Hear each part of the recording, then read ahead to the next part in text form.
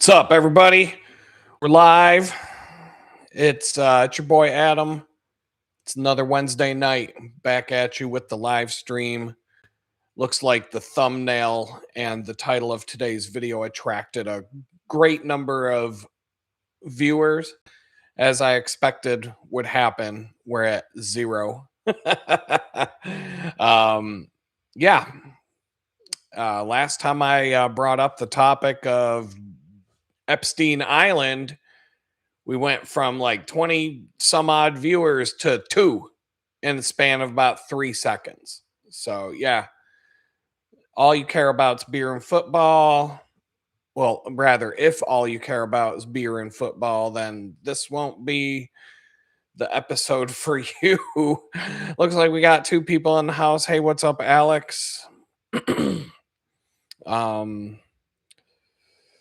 Somebody else is in the house. I'm just gonna, we're just gonna talk for a bit about random stuff and wait for people to show up.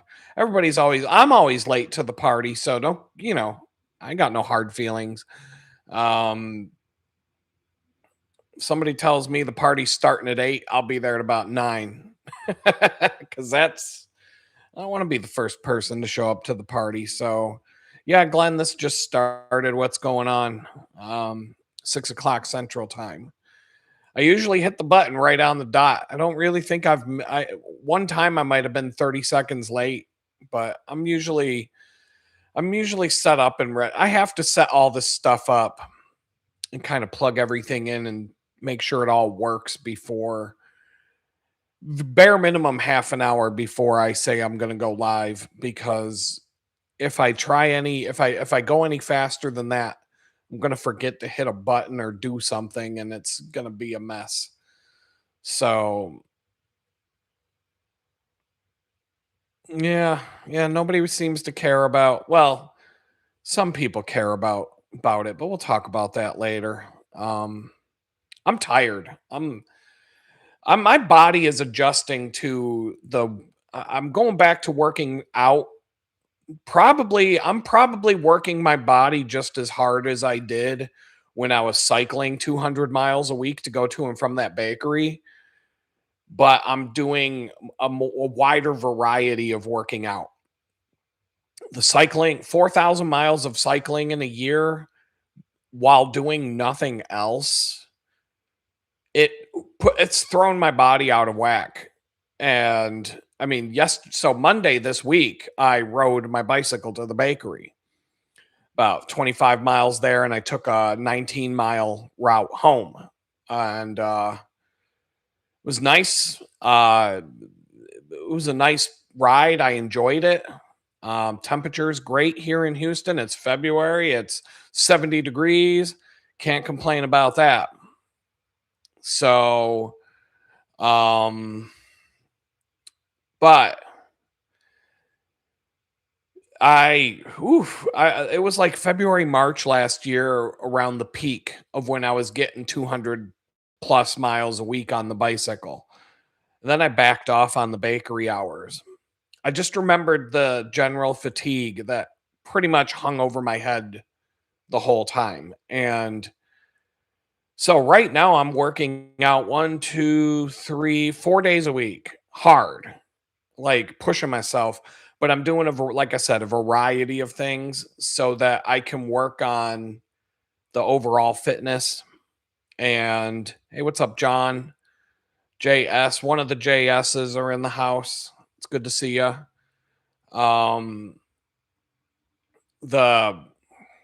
I'm tired. I'm tired. This is the day after workout. Well, 2 workout days in a row, and today I'm taking off. And then tomorrow and Friday will be workout days.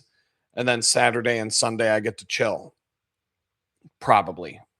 And so I did, 25 miles to the bakery. Plus that was stock day. So I'm lifting 50-pound bags of flour and sugar and all that stuff for, at least 3 hours there. And then also, all the other stuff that goes with that job. It's a taxing thing. And riding my bike another 20 miles home.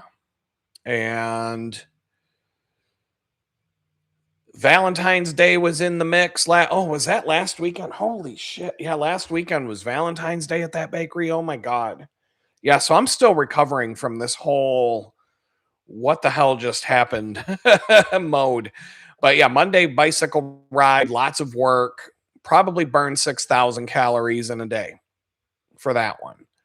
Yesterday, because I went cycling on Monday, I decided instead of going to spinning class at the gym, I would do yoga class. And nothing will tell you how messed up your body is and what your body needs work on. Like, if you just want to get a gauge of like what you need to do, what's strong, what's weak, one yoga class is what it'll take. One yoga class will show you what's up. It will show you how fucked up your body is faster than any other thing you can do. One yoga class. Well, I mean, look, I'm surrounded by a bunch of hot chicks in yoga pants, and I can't even stand on my left leg. Like I can't even stand. Like I can't lift up my right leg and stand on my left foot. My feet are so messed up. They can't even hold my body up if I'm standing on one foot. Like there's so many. Like, oh my God, I needed my yoga block. I need to get one of them straps because I can't even, like, I can barely touch my toes. Like it's bad. It's bad. Like I was doing yoga class in prison. Yeah, imagine that. You know, I was doing club fed. That's why they call it club fed. I was spinning class and yoga class, and I had a personal trainer and indoor soccer and all this other stuff. But when I came home from the feds, because of the yoga and all the variety of stuff I was doing, I actually had some flexibility and I could do some of these things. Yesterday, it was a chill yoga class. It wasn't even a hard yoga class. I was looking at, there were a couple of people in there my speed, and we are all looking at each other like, yeah, fuck that. Looking at this teacher bent up like a pretzel. Nope, not happening. Oh my God, but it feels so good though. Even if you suck at yoga, that's the beautiful thing about yoga, is that if you suck at it, that's fine. Go. Doesn't matter. Nobody cares. Nobody's making fun of you. It's for you. You don't have to do the pose. You don't even have to do the pose as well. What you really have to pay attention to is do yoga for 6 months regularly, once a week. At the end of that 6 months, you're going to look back at where you were 6 months ago and be like, damn, like you're going to actually be able to do stuff that you couldn't do 6 months ago. You're going to be able to like touch your toes. You're going to be able to do, and part of the not being able to touch my toes is this big fat piece of shit belly in the middle that I'm like, I just can't move past it. It's too big. And so I rode my bicycle 4,000 miles and came out weighing more than I went in. I don't know how. I mean, I know how it happened, but anyway, so yoga class was yesterday. To warm up for that, I did about 45 minutes on a Stairmaster machine, the Stairway to Heaven, let's call it. Figure, if there is a stairway to heaven, may as well get some practice in now, because I set the thing to climb the Empire State Building, and that took about half an hour to climb up that. That sounds about right, but the heaven's a lot higher. So if there's a stairway that goes up to heaven, you better be in shape. That's gonna take a while to get there. And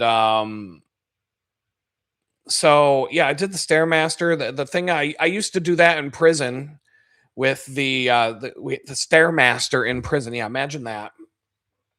I used to use that as a benchmark for my fitness. I would set it to like the CN Tower. I think it's 170 stories or something. Like it's a certain number of simulated flights of stairs, and then you set the speed to whatever you want it to be. And so if you need to slow down, you slow down. If you want to speed up, you speed up. You set your own pace on the machine. And so I would just time myself to finish the CN Tower over and over again. And I might have shaved 40 minutes off of that thing from the first time I did it to the last time I did it over the course of the 4 months I was there. And so yesterday we had they're not Stairmaster brand machines. They're actually nicer. They're really nice machines. But when it got to the end of the climb, the timer just went away. Like it didn't even give me like a second to like capture it. I had my phone out. I was going to take a picture of like the finishing time because I want to use that as like a benchmark of my fitness. But I don't know. I got to mess around with the machine and see if I can figure out how to get it to just keep my time on the screen at the end of the workout so that I can jot it down and keep track of it. I don't like climbing stairs for no reason. Reminds me when I lived in Pittsburgh. If anybody from Pittsburgh ever makes it to the stream, it's an underground secret. Everybody who's fitness oriented in the city of Pittsburgh knows this handy dandy trick. But if you go to the Cathedral of Learning on the University of Pittsburgh campus, I'll just pull up a photo of it here.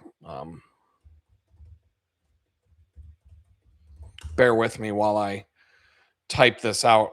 Let's see if I can find a good image of it. Open image in new tab. Open and take that one. There you go, from Wikipedia. Open image in new tab. Bang. Of course, I can never find the good images in real time. They're all shitty resolution, but that's the Cathedral of Learning. It looks like it's something out of a Batman movie. Of course, you didn't fucking put I wanted the image in the new tab. Of course, another low res one. But anyway, you get the idea. It's this Gothic, tall building on the University of Pittsburgh campus. And it's about 40 stories tall. And it looks like something out of a Batman movie. They probably should film a Batman movie there. Bruce Wayne, it's probably, they could make it Wayne Tower or something. But that's the building. But if you go there, unlike a lot of big, tall buildings in most cities, the stairways are open. So you can go from the basement of that building all the way up to the top, which is, you can go to about the 37th, 38th floor, something like that. Before you encounter before you encounter a locked stairwell that you can't go any higher on.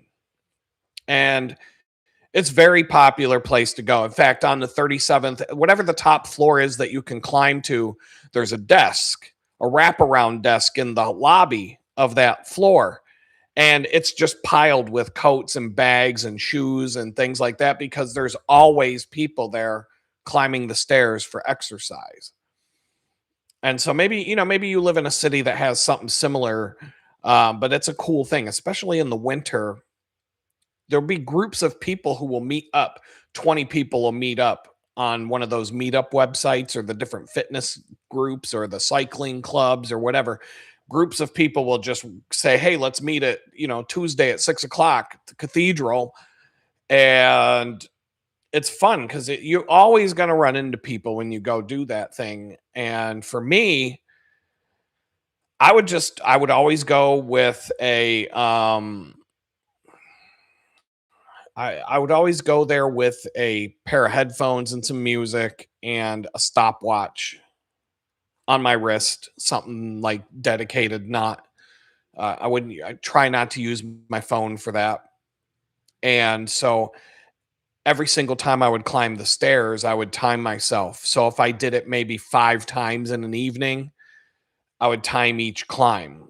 And then I'd put those in an Excel spreadsheet. So I had years worth of Cathedral of Learning staircase climbs. And I could make graphs. I could like make charts and fancy stuff with it, but it just the raw data, it just showed me like I could tell how good a shape I was in going into winter every year,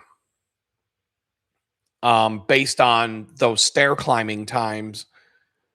And I could see whether I was gaining fitness or losing fitness, usually losing fitness over the winter. Cause I hate winter. It's really hard for me to be motivated to do anything when it's cold outside. But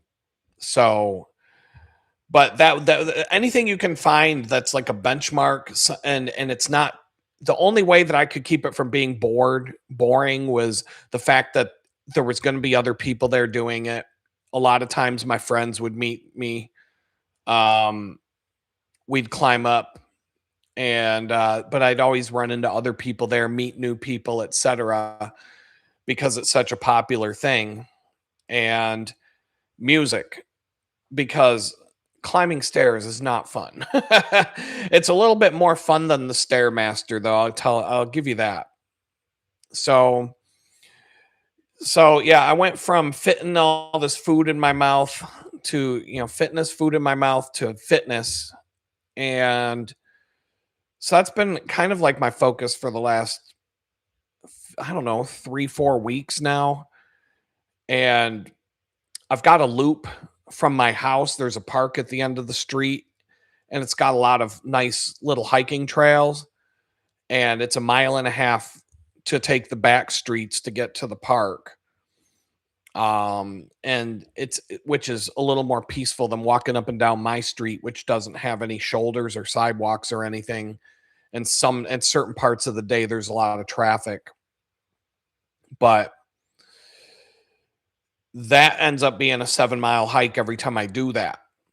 And so between going on a 7-mile hike once a week, cycling 50 miles if I go to the bakery, going to the gym twice a week. And when I go to the gym, I'm not messing around. I'm leaving my house at 4 in the afternoon and I'm coming home at about 9:30, 10 o'clock at night.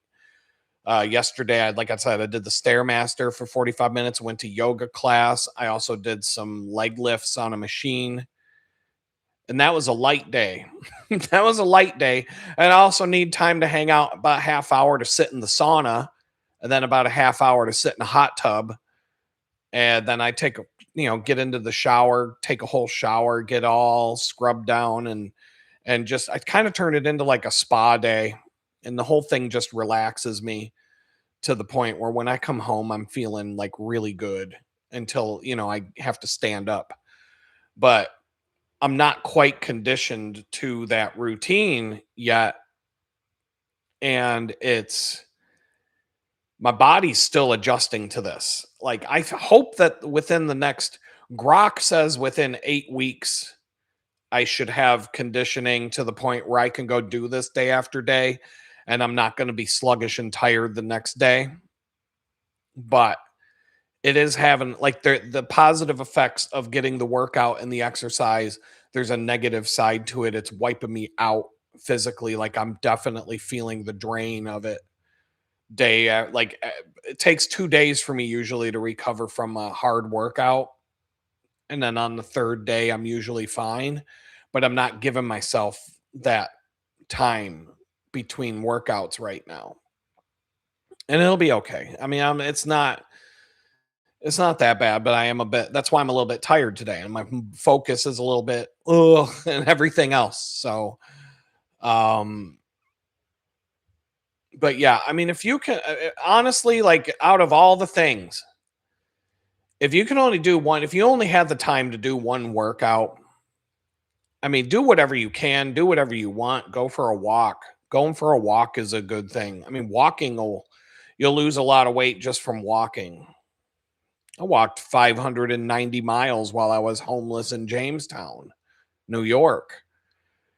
And really didn't start putting any weight on until I came to Houston.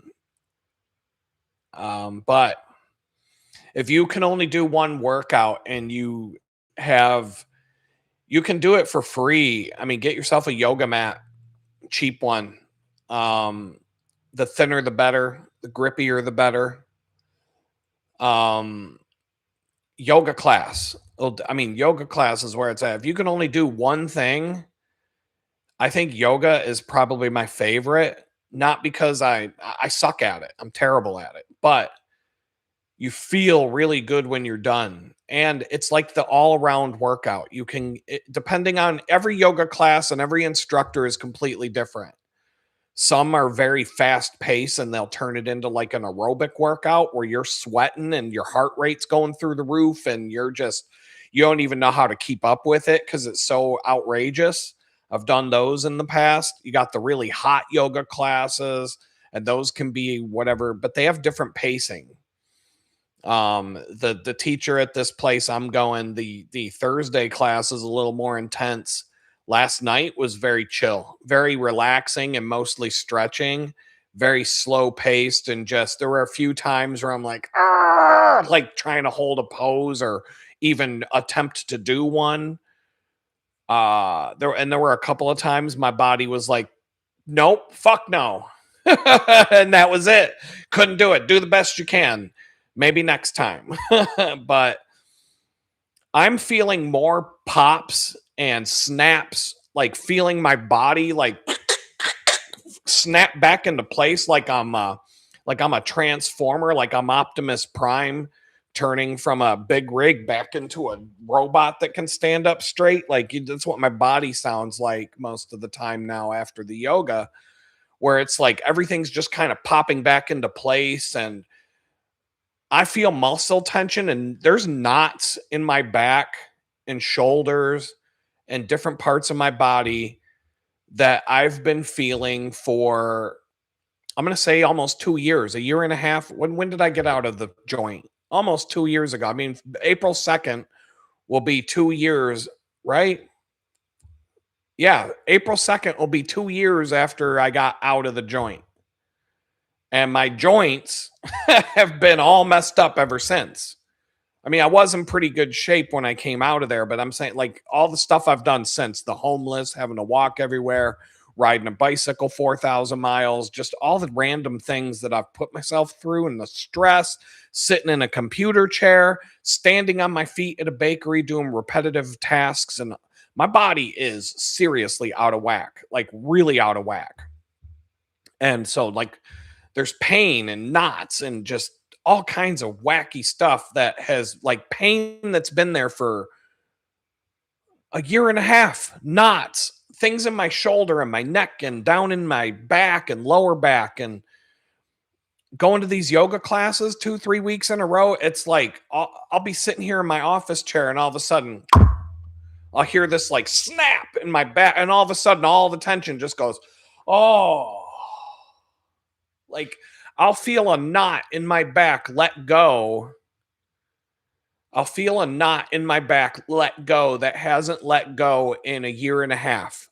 And it's like, whoa. And so I'm just going to keep up with it. John's asking, are you using a fitness app to track your training? So I use a bunch. I use different apps for different things, but my primary stuff is, I'll just pull them up because I've shown you guys this stuff before. Wait, connect. I'll pull that up. I wonder if that app, that's another one. Oh God, I have so many apps. I'm gonna run through them. Just give me a second here.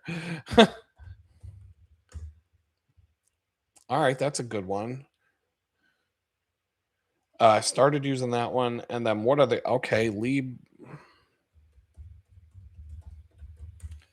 I think that one has a website now.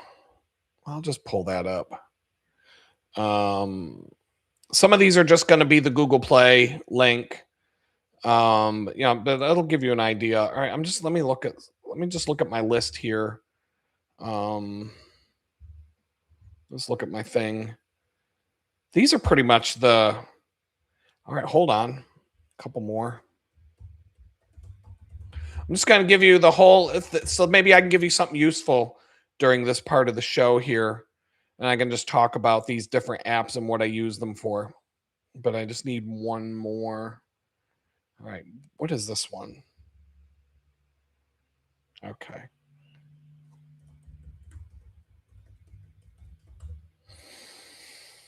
App. All right. Yo, where is it? Android.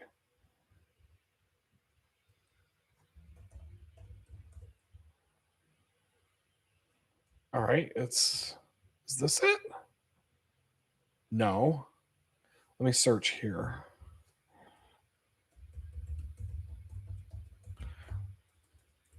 I mean, that is the exact, is this it? No, that's not even it. Why can't I find this? It's the exact name of the app.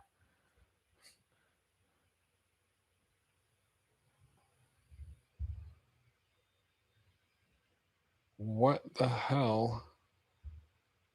Why would this not show up when I type in the exact name? Okay, well, it don't matter. We're going to move on. We're going to look here. Let's me go to the screen share. All right, so I use Garmin Connect. So this is a Garmin Vivo Smart 5. It's a tracker. It's kind of like a Fitbit, but it's in the Garmin ecosystem. It does not have GPS capabilities. It's basically like a heart rate tracker, sleep tracker, that kind of stuff. It does a lot of different things. It's a pretty cool little device. The reason I like that, I had a couple of Fitbits in the past and they fell apart really fast. And like, I'm talking like less than a year, they were completely destroyed. And the app, like, the apps don't talk to each other nicely. And so I use Garmin GPS devices. And so I figured I'd try the Garmin tracker. Now, the Garmin makes all kinds of watches that can do all this stuff. This one here, though, this Garmin watch, the battery life on this thing is like 7 days. I can pretty much put this thing on my wrist and I don't have to charge it for I'd say about 6 days. I charge it when I'm at the bakery because I have to take it off my wrist anyway. So I figure why not just get it 100%, and I only have to charge it once a week. So that connects to Garmin Connect, but all the every Garmin device that they make will connect to this app. And so if like, you can see kind of like, okay, different screens and different things that it does. It also has the associated website. And so I kind of go in and out of being extremely meticulous with this stuff. Like in terms of making sure the data is all organized and whatnot. But I can go in here. This is a kind of, because I've showed you guys this before, the sleep patterns. And one of the things I can show you is that my sleep score, it says that I get poor ever since I got a new bed. If y'all remember, I was sleeping on a camping cot for a long time. And you can see that like my scores are around here. But, you know, if you zoom in, it'll tell you like, did you get good night's sleep or not? It'll say like, sometimes it'll say I had an excellent night's sleep. Right around here is where I got my new bed. I went from sleeping on a camping cot to a real bed, and it's a nice bed. It's comfortable. And I shit you not, every single night since I got this new bed, all the way back in like, I guess it was October, September, every single night, this freaking Garmin thing tells me I got a poor night's sleep. You slept poor night's sleep, poor night's sleep, poor night's sleep. There's this body battery feet thing here. Where's the body battery? That's the killer. This is my body battery for the last 4 weeks, and it's never higher than 50%. This has all taken place since I got my bed. So if I go back in time, it's crap. A little bit, one fairly decent day in December of sleep. But if you go all the way back to before I got my bed, look at what happened before I got my bed. This was my energy sleeping on a camping cot. This is where my energy and stuff was. Then I get a bed and it all goes to shit. And and it's getting worse. But it's not an uncomfortable bed. I feel like I sleep better on the bed than I did in my camping cot. But the data, it literally started when I got the bed. This was before the bed, which is this really like cracks me up, because at no point since I started using this tracker again has it said that my sleep is as terrible as it is now that I have an actual bed to sleep on. Look at that. Like, look at these. These numbers are fucking garbage. So I don't understand why Garmin thinks that sleeping on a bed, I'm not going to go back to sleeping on a camping cot because Garmin told me my sleep sucks now.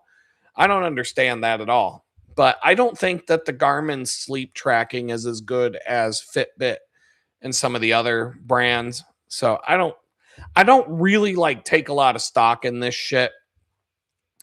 I'm more interested in, but anyway, Garmin will track a bunch of this stuff and it will track my activities. And so like if I activities, all activities, these were like yesterday, yoga class, weightlifting, here's the Stairmaster, 454, 46, so 500, 800 calories. It says I burned yesterday at the gym. So let's see. Then but my primary fitness app that I use the most is Strava. And they have an associated, it's basically if I got to go to an incognito window so you see so you just see their website. This app here, Strava, it's a GPS based app. It's mostly cyclists and runners. It started out probably being cyclists mostly. But the app is good for different things. Like it's a GPS based app, so it tracks. Here's my cycle to the bakery, and I can analyze. I can look at. It gives me all kinds of cool data. So this is my bike ride to the bakery here. Yeah, wait, is this the one? No, this was my bike ride home from the bakery. And I can look at all the different things. So there's segments. So I was fast the other day. So I have a personal record from this to the end. You can see this red line here. I have a personal record. So that's the fastest I've ever ridden that stretch of road. And compared to everybody else who's done it, I'm 169th place out of 234. So that's not even that fast. If I wanted to, let's see, I did it in 24 minutes, 38 seconds. I would have to get down to 15 minutes, 33 to be the leader. There are some short segments where I'm actually in the top 10%, but this is a 6.6 mile segment. So over the course of 6 miles, you never know. You're going to get hit. You're going to hit traffic lights, and there's other things that can slow you down there too. So these people in first place, they're running red lights. They're acting like douchebags, probably on the road. Let's see. But Strava also has the app on the phone is really good because it serves as a speedometer. You can set routes on them and follow them on the map. It'll tell you your speed, your average speed. If you use a heart rate monitor, either this watch or a chest strap that I have, it links up to the app and it shows you your heart rate on the screen of your phone. And no, there's a separate. They know if you're using an e-bike, John. Like they can sense that. They've actually just kicked a bunch of people off leaderboards because their algorithm can detect e-bikes better. If I drive somewhere and forget to turn off Strava, it will automatically flag it as you definitely didn't ride your bike. Even if I'm driving on the back roads and not, taking the highway. It knows. It knows if I drive instead of bike. But you see that I also have these other things in there like yoga class. And why is that in there twice? Yesterday. Why the fuck is that? I try to keep this data clean. Oh, that's why. One's on the Garmin. So you can watch me in real time clean up some of my Strava data here. So that's the one I want to keep. So, and one of the things you get, the data is never going to be clean. It's never going to be perfect. There's a lot of bugs and just these apps all talk to each other. So my Garmin Connect will feed activities into Strava, but I record activities with both as a backup precaution in case if one app borks out, then I'll still have the data from another app. So I'll still have it. But I can see I did yoga, leg press, weight training. What the fuck? I cleaned this out yesterday. I know I fucking did that. No, wait, no, never mind. This was last night. Okay, so yeah, you're watching me clean up my data in real time. Yeah, I wouldn't have done this last night. So I basically just choose which one. Some give me more data. That one, I'll do that. I'll copy that. Delete this one. Because I don't want duplicate activities in my feed. Strava is the one that I actually care about. That's how I tracked last year that I was able to do 4,000 miles on the bicycle. I used this app to tell me that. And I'll show you that in a second here. But you're just, may as well get some work done while I'm talking to you guys, right? And you can see what I'm doing here. And then, okay, we got that. So I want that. That's probably the one I'm going to delete, right? Yeah, that one's got more data. Okay, I'm going to delete that one. Then I'm going to go here, and I'm going to hit that. Go boom, boom, save. All right, now my feed will be clean without duplicates showing up. And yoga, leg press, Stairmaster. Okay, perfect. There's my 2 bike rides from the other day. All right, so if I go to my training calendar on Strava, the website actually has more stuff. But you can see in 2025, 4,003 miles for the year, 350 hours logged. And you can see the breakdown month by month, how many miles I rode each month. And then you can 589 miles for March, like I was saying. I can see every single ride I took. Psychotic Texas nut jobs, I called this one. So I must have been dealing with some people driving a Dodge Ram or something like that on my way to work. So, what was that? Okay. Yeah, but so there's lots of cool things you can do on this. This app is really cool. And I was using this when I was homeless. That's how I know how many miles I walked when I was homeless. I mean, I could go back on the calendar here to 2024. I can see, okay, here's all the walks I took in Jamestown. Sometimes I would let the thing run for a couple days and forget. All over the place. I walked all over the place on that day, it says. So 6.82 miles. Where did I walk on that day? So, well, but it doesn't want to cooperate, does it? Wait. All right, it doesn't want to cooperate. I don't know why. Oh, wait, here it comes. Or no? What are you going to fucking do, Strava? That thing shit the bed totally. All right, we're done. Strava's done. It just shit out on me. So I'd have to refresh the app to get it to going. But anyway, so for weightlifting, I found, I just, I like to look at different apps and find things. I found this app called Heavy for Android. It's probably got an iPhone. Well, right here. Yeah, it's iPhone and Android. All I'm using it for is to count reps and weight. So you can look up just about any machine on this thing. It's a free app. I'm not paying for it. I have a paid Strava account. Garmin Connect is free for it comes with your Garmin devices. They have a paid version, but I don't pay for it because there's nothing in it for me that I would want. Strava has enough stuff for the paid feature. I pay a monthly subscription for it, and I use it enough that it's worth what I pay. I get what I pay for out of it. This app is pretty decent though. Like if I'm sitting in a machine at the gym, I can type in the name of the machine. Boom, it pops right up. And then I can just say, here's the number of sets. Every time I do another set, I can just hit the plus button. So, if I start out doing 100 pounds, how many reps? 8. Okay. 110 pounds, I'll do 5.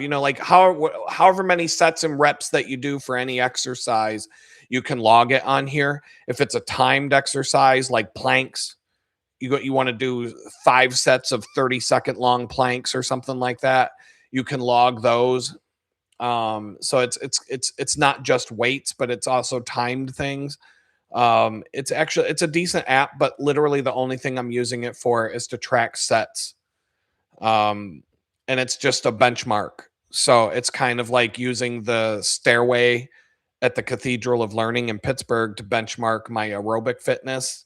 I'm just going to use this app to track weightlifting. And I'm kind of a lazy weightlifter. I'm not doing free weights.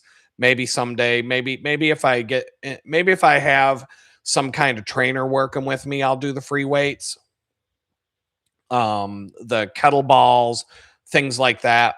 But I'm lazy. I just want to sit in a chair at a machine and just do what the machine tells me to do. Like I'm just not that much into weightlifting, but there are some things that I can use the weight machines for to help fix my crooked ass body, because the 4,000 miles of cycling made some muscles get really weak and some muscles are super super tight.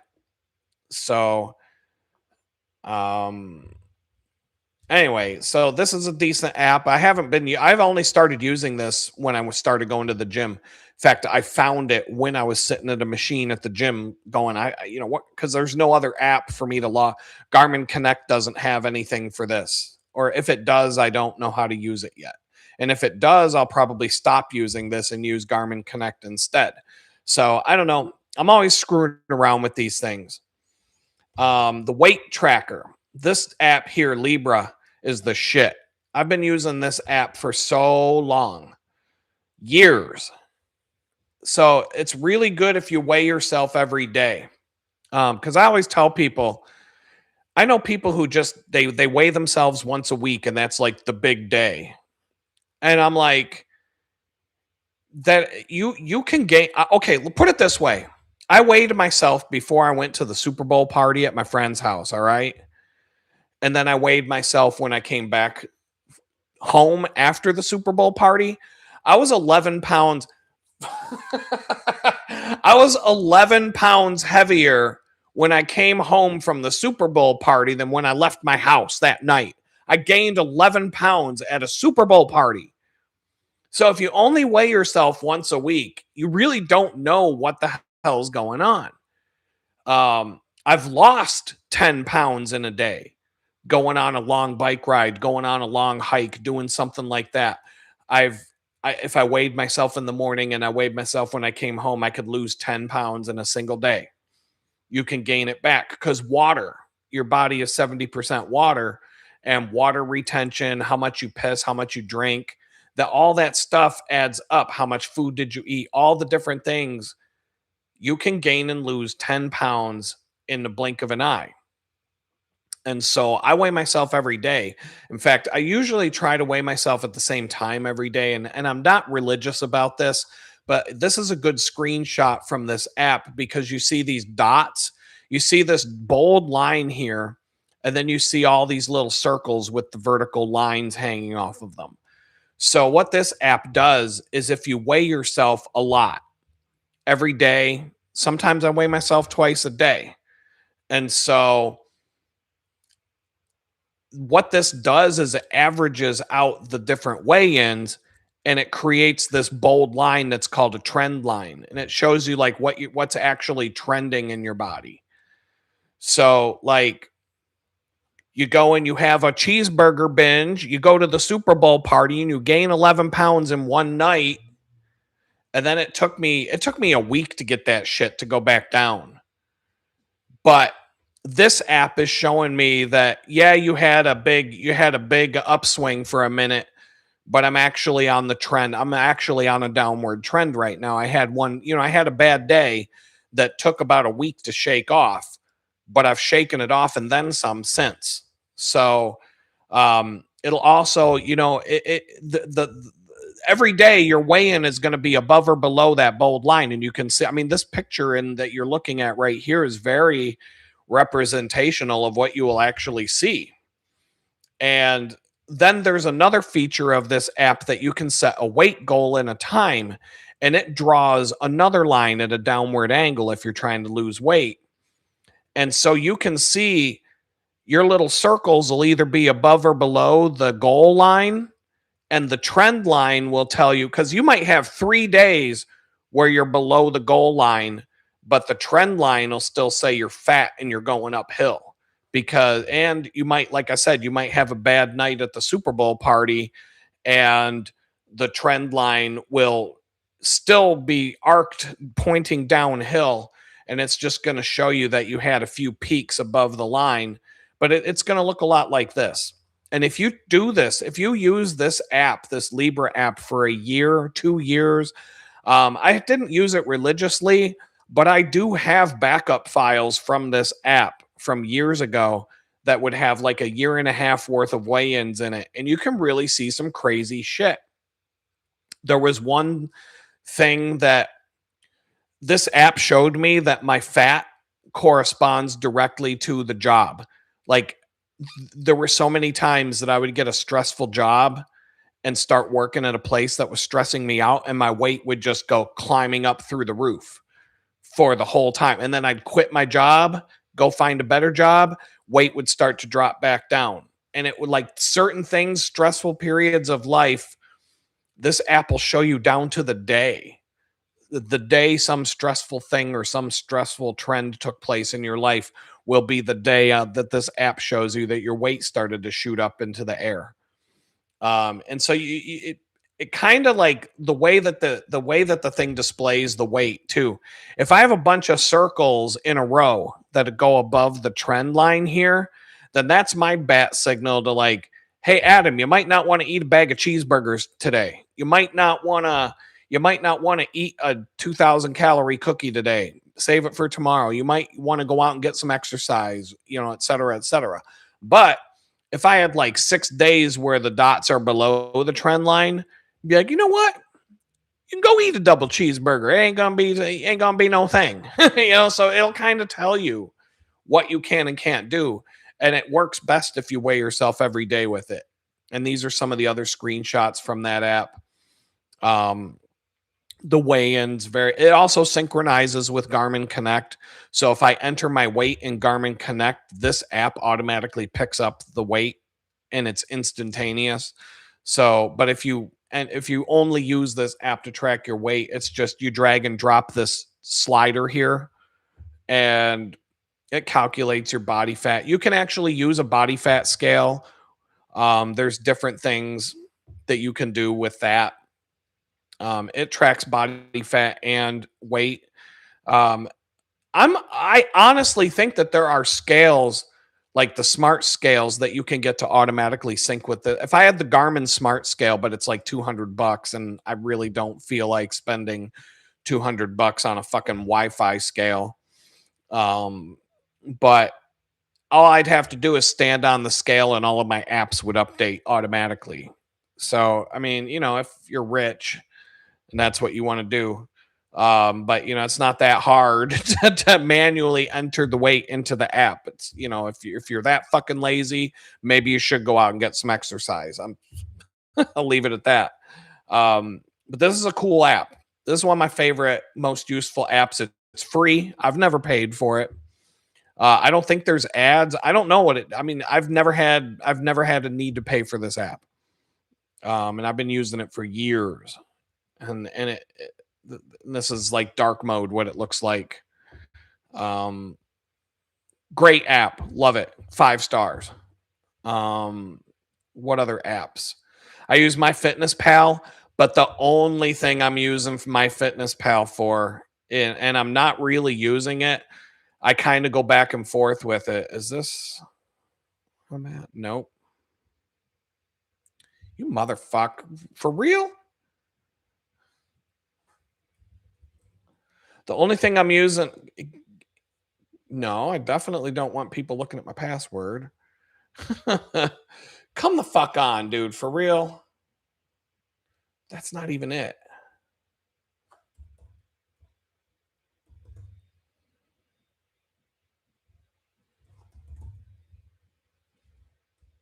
No. Shit, motherfucker. Now I gotta change that. Fuck me, man. All right, hold on.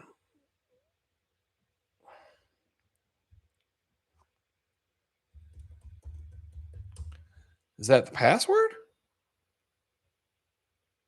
All right. Fuck, I guess. Um, so yeah, I don't pay for MyFitnessPal.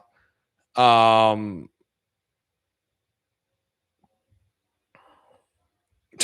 where- I'll do that when the screen sharing's off. Anyway,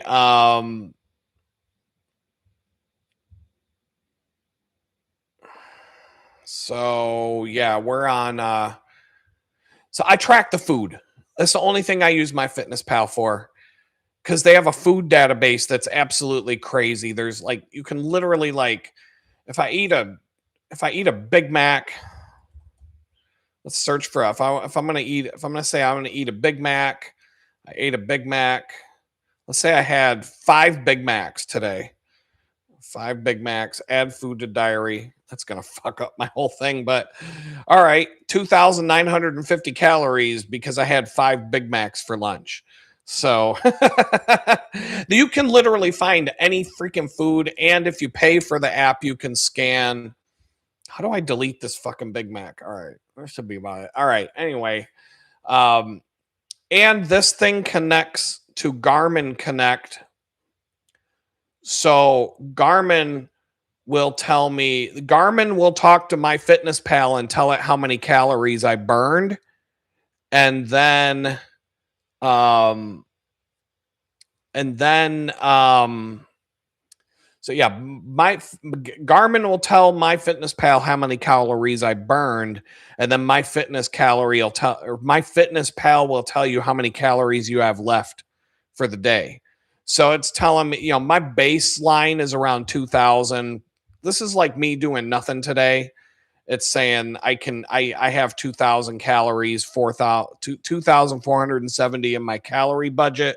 If I stay under that, I should be okay. There are days where it'll tell me I can eat 6,000 calories, and I can't even eat that much.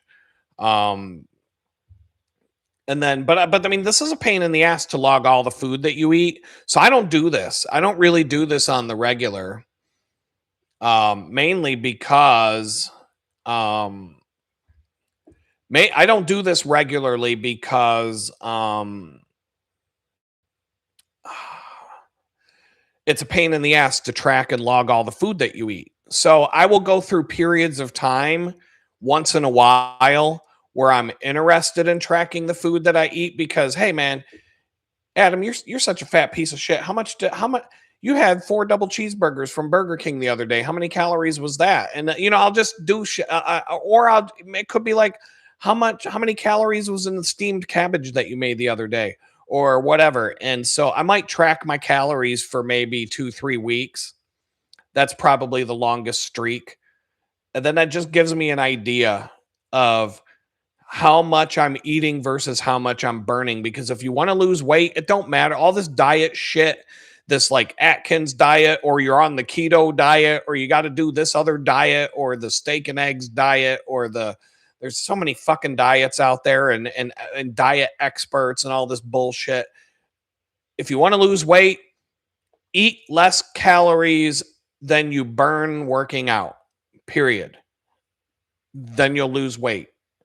That doesn't necessarily mean that you'll be healthy. I mean, if you're going to eat McDonald's every day for every meal, as long as you keep the calories below what you burn, you can lose weight eating McDonald's for every meal. You can lose weight, but your body's going to be fucked up. It doesn't mean that you're going to be healthy, but you can lose weight on McDonald's as long as you burn it off.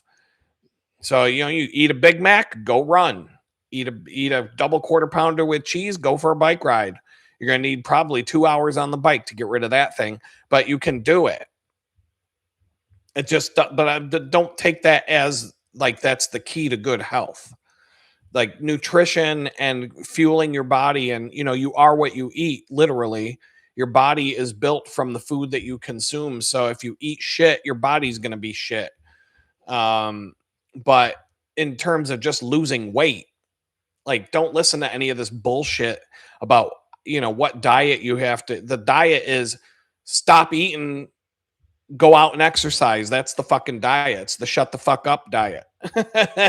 You'll lose weight.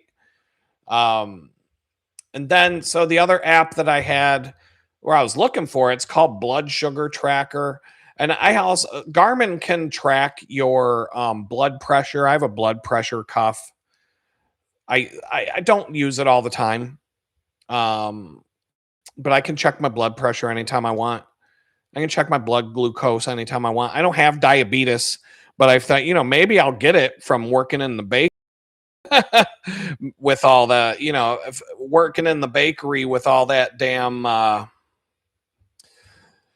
working in the bakery with all the sugary treats that I'm surrounded by. I could definitely,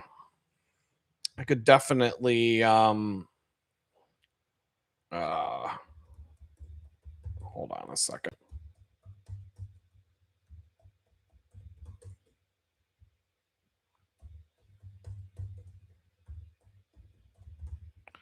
All right.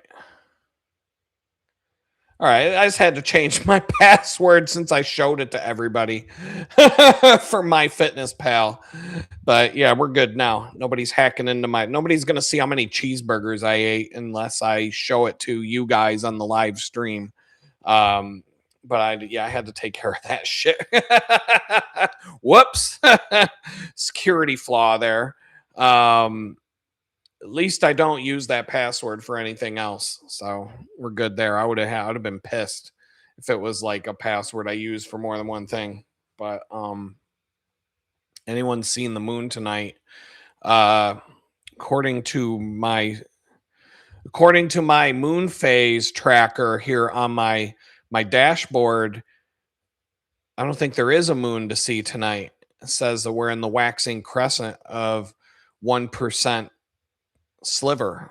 So I mean, that's the moon phase I'm seeing right now. So I don't know if you're seeing the moon out there, it might be something else. I don't know what they're doing. I know you watch Richie from Boston, so he seems to think that you can see the moon. It's not. Is it just a sliver in the sky? don't go telling me that there's a full moon when the moon phase. Okay. All right, so yeah. All right, so where are we at? So yeah, there you go, John. We got like half hour almost of the fitness app rundown those are all the apps that I use. But it's 99% of the time it's Strava. Garmin Connect, I don't really care about that much. Right now, I don't try to keep my data perfectly clean in the Garmin app. Garmin automatically just takes the data from this thing and puts it in there. I don't really do anything. I track the exercise with this thing. Strava is the main app. That's the one that I keep, that like you saw me cleaning out data today. That's the one that I actually care about the most in terms of keeping my activity thing clean. Garmin Connect, I'll get deeper into if I'm in like that kind of mood where I want to like analyze stuff and look at stuff deeper. But usually it's Strava's got a lot of functionality for free. I was using it for free when I was homeless, and I really didn't pay for the app. I go in and out of paying for it. I'm using it heavily enough now that it's worth it. The heart rate data and some of the things that it gives me, some of the capabilities, and also when you're on the bicycle itself, the app shows you more stuff on the screen when you pay for it than they'll show you if it's the free version. But the free version's good. And there's tons of other GPS tracking apps that are also free. Komoot, Komoot, I think it's called. Map My Ride, Ride with GPS. Those are the ones I can think of off the top of my head that are GPS based.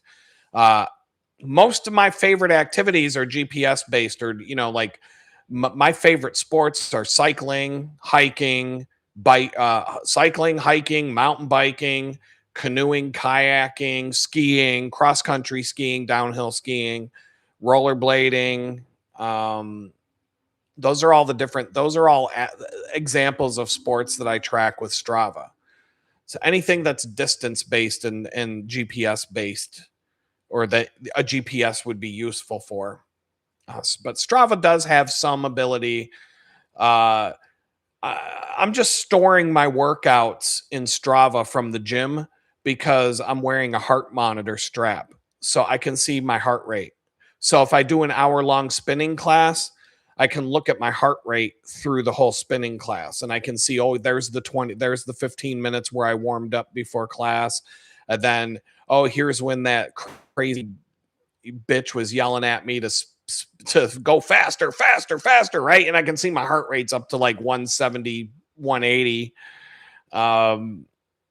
And then I can see the cool down period and all that. I can see the yoga class. If I look at the heart rate, I could tell you exactly what time I was doing a pose that I couldn't do because the heart rate's way up into like it'll be 110, 110, 110, 150, 110, 110. And that 150 is, oh yeah, I remember trying to do that. That was when the girl was bent up like a pretzel and telling me to do it too. Nope. So for hiking, if you like GPS, another app, I'll show you this one. Now this one's better to get the paid version. Now they've gone to a subscription based thing, which kind of sucks. I haven't even paid for this in a long time, but it used to be an app that you would buy and you would just own it, but it's only for Android. So Locust Map, this freaking app is the shiznit right here, man. Oh, they do have it for iOS now. Well, this used to be Android only, so welcome to the club, Apple users. You can download maps from just about any source. Google Maps, all you can download maps from pretty much any source. You draw a square and you say, I want this map, I want Google Map, I want the topographic map, I want the satellite images, etc., etc. It saves all of the map tiles to your phone and you can use it offline. So as long as you have a GPS signal, you have a map. And this thing is the most functional freaking app I've ever used in my life. Like you can save, I have a database in this app of every single free campsite in the United States that I've ever found for the last 20 years. Like I have thousands of bookmarks and place marks in this app saved. Hikes, pretty much you can record your GPS for hiking, biking, anything that you do with a GPS. You can save your paths. You can upload, you can save, like, okay, say you're going to go on a hike like the Appalachian Trail, the North Country Trail, something like that. I'm trying to see. I don't remember how to fucking log into this thing. They have a different URL to log into the online version of it.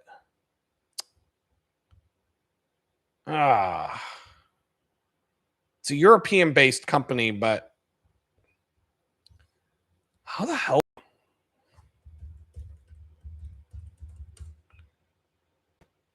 Is this it? No. They have a different URL to log in. They have an online mode now. Is this it? How the fuck do you log?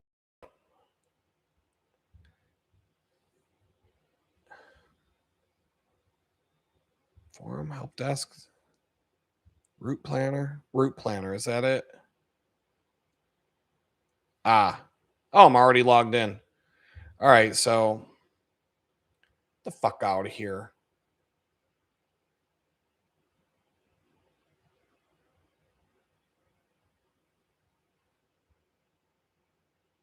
Do I have to pay for that now?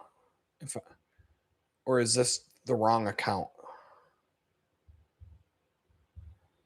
I don't know. This could be the wrong account, but I can pull up this app somewhere. I think that my accounts, I have it all on my phone, but there's like um I don't know. There's an account issue somewhere. Probably. I don't know. I should be able to pull up this map and see every single place mark I've ever put on it, and there's tons of them. It's like the best. It's the best app for that. It's an amazing app. It's the best mapping app, hands down. Like, and it's all, you can use them offline. There's that app. I could sit here for 5 hours talking about how to use that app and all the different things it does. It's wild. It's the most useful GPS app there is on earth. Um, they're unbelievable. But like, okay, so you're going to go on a hike. You're going to go on the Appalachian Trail, North Country Trail. You can upload the GPS file. You can save the GPS files of the hiking trail in that app and have them displayed on the map for you. You can literally take a printed map, like a PDF document. There's a couple of things that you have to do, but you can take, I have taken maps, PDF files that had a map in them, and added them to my app and aligned them to the map so that they line up perfectly, like a topographic map that's a printed map that I got off of Google Images or something like that. You can put them in that app and then use the GPS marker on the PDF. Like, there's so many things that app does. Avenza is another one that's a pretty good app. This is a pretty good app. You can do a lot of the stuff for free. What the fuck?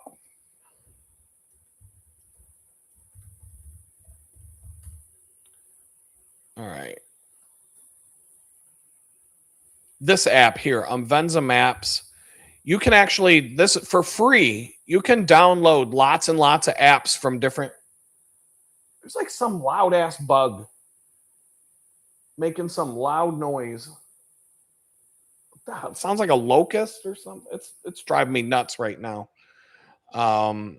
Anyway, you can download maps of all kinds of stuff into this app, and then you can use them offline. If you're out in a national park with no cell phone signal or whatever, you can get the trail maps on this app. It's not the best app, but it is a pretty good app. It's a useful one. So there's another one for you. A couple more GPS apps. All those apps, all the apps I've just shared are highly useful, but Locust Map is the best by far. Let's see, Blue Sky's in the house, so we could just transition into your favorite part of the day. Let's see where we're at. Where are we at? Here we go. We could do, I always get the buttons wrong. We could do Jesus Calling. I looked that up for today. I don't read the book. Like I said, I don't read it every day. And I've been so busy lately that I don't read it every day. I've been busy, and but you know, after it's the book, I will always read this book. So give it a couple more years, I'll probably have read every page twice. But today's entry was pretty good. I'm gonna get a drink of water here.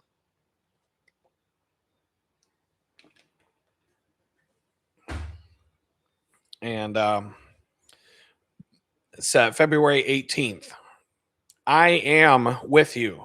These 4 words are like a safety net protecting you from falling into despair. Because you are human, you will always have ups and downs in your life experience. But the promise of my presence limits how far down you can go. Sometimes you may feel as if you are in a free fall when people or things you had counted on let you down.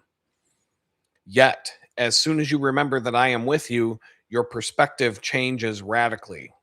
Instead of bemoaning your circumstances, you can look to me for help. You recall that not only am I with you, I am holding you by your right hand. I guide you with my counsel, and afterward I will take you into my glory. This is exactly the perspective you need, the reassurance of my presence and the glorious hope of heaven. And so these are the parts that stood out to me today. Pretty basic, because you are human, you will always have ups and downs in your life experience. I've had some really good ups and some really crazy downs. I tell people all the time. I've told everybody I work with at the bakery that, and my friends, people who have known me for a long time, they will all say the same thing. They say they have never seen somebody with better, like I have the best luck and the worst luck of anybody they've ever met in their life, but in one person. So like I top the charts of the best luck anybody's ever had, and I top the charts of the worst luck anybody has ever had in one person. So that's what everybody tells me, and I believe it because the peaks have been high and the valleys have been low, and it goes up and down and up and down. And I tell people, I'm like, I would just like to be like a normal guy one of these days, but I don't think that's ever going to happen. Lately, things have been pretty chill and even keeled, I'd say. And I'm very grateful for that right now. I would just nothing super exciting is going on right now. And nothing super stressful is going on either. It's just kind of a meh over the last few weeks, and I'm cool with that. There's definitely been a few stressful things and a few fun, good things, but nothing crazy high, nothing crazy low. It's kind of even tone right now, and I'm okay with that. Like I'm not complaining. You'll always have ups and downs in your life experience, and I'm kind of relaxed right now. I see you're all having a conversation about taxes, and somebody said something about a troll. Damn, missed the troll working for a troll. We had a troll. Where is he? I gotta look back and see. Oh, did I miss it?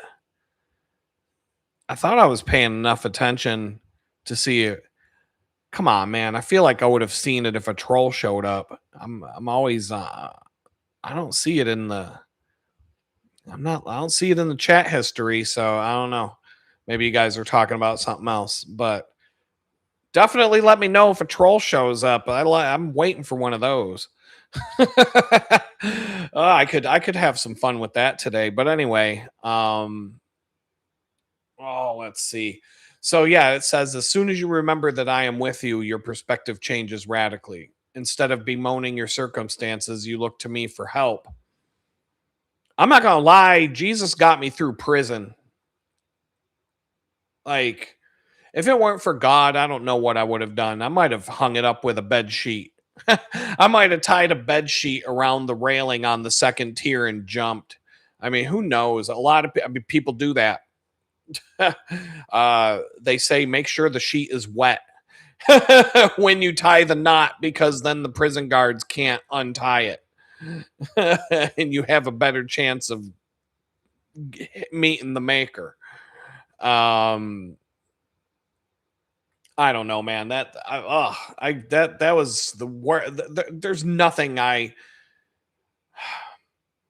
That's why I'm like, prison is so bad. That's why I'm like, I don't support the death penalty. I mean, granted, if somebody did something to my kids, if somebody killed somebody I care about, I would probably support the death penalty in that case. And, I'm not saying that I don't have I'm a very vengeful person.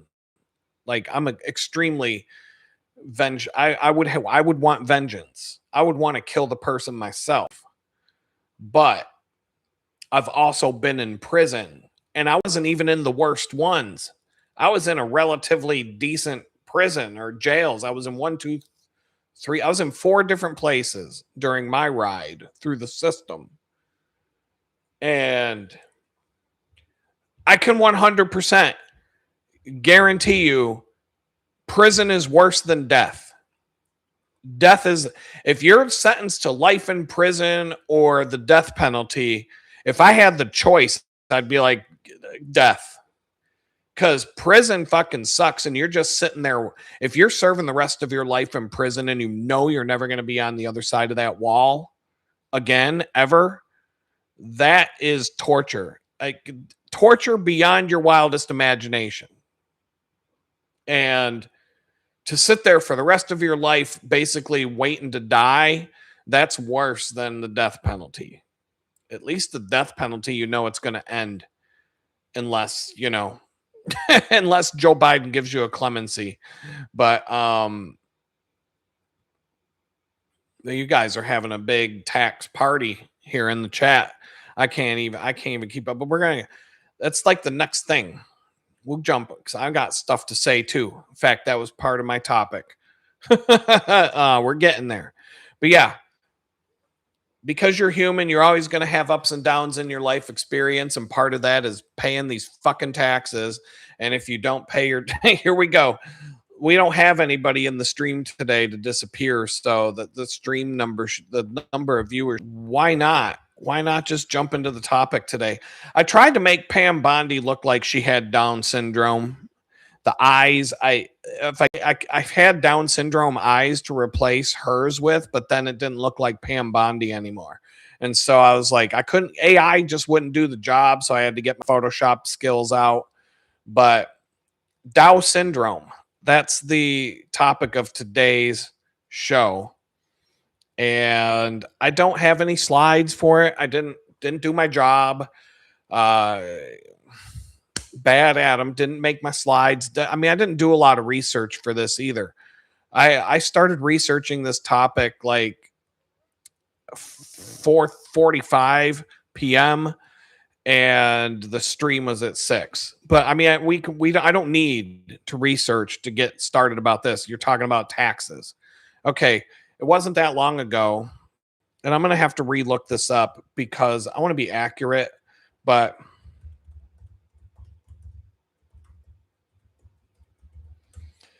the United States tax code, okay, just the law. Okay, we're talking about all this bullshit having to pay because we're basically paying taxes to a bunch of child molesters so that they can rule over us and, you know, they don't have to put any of their own money into it. And the actual legislation of the U.S. tax code, the tax code itself, the actual law is 6,871 pages. So you know how like when you go to court and you break the law and you go in front of the judge and they tell you ignorance is no excuse for breaking the law. So what that means is that every single one of you motherfuckers and me, we have to memorize 6,871 pages of tax code so that you know how to fucking pay your taxes and you know what the rules are and the laws are. But guess what? The judge doesn't know the fucking tax code. None of the fucking lawyers know the tax code. The Congress, these piece of shit congressmen and women, they don't know what the fuck the tax code is. Do you think any of these fucking people have ever sat down and read 6,871 pages worth of the fucking law? And that's just the tax code. Now, when it comes to regulation of the law, because the law is just the law, but then the IRS and all these alphabet agencies and tax collectors and all that shit, they have to implement the law into practice and interpret the law as they see fit, basically. That documentation is 70,000 pages long. So to not claim, to ignorance is no excuse for breaking the law. But in order to not be ignorant, you need to memorize 6,871 pages of the law and 70,000 pages of the interpretation of the law that the agency has in place for how to enforce the law. So that's 76,871 pages of fucking laws and bullshit so that you know how to do your taxes. Like, what the fuck? I mean, like, you can't, nobody can do their own fucking taxes. Like, that's how fucked up the system is. You either got to pay somebody. Like, I haven't seen it yet. Are we like 2 weeks away from where you see all the fucking douchebags dancing around in the street in the Statue of Liberty costume, flipping signs around and shit like that? Come get your taxes did. H&R Block popping up a fucking booth in the middle of Walmart with some fucking idiot in a fucking cubicle to do your tax. Get your taxes did. Get your taxes done, homie. Come on in. All these abandoned buildings, the building that Spirit Halloween's going to take over come September is H&R Block's tax returns for, from February to April. Like,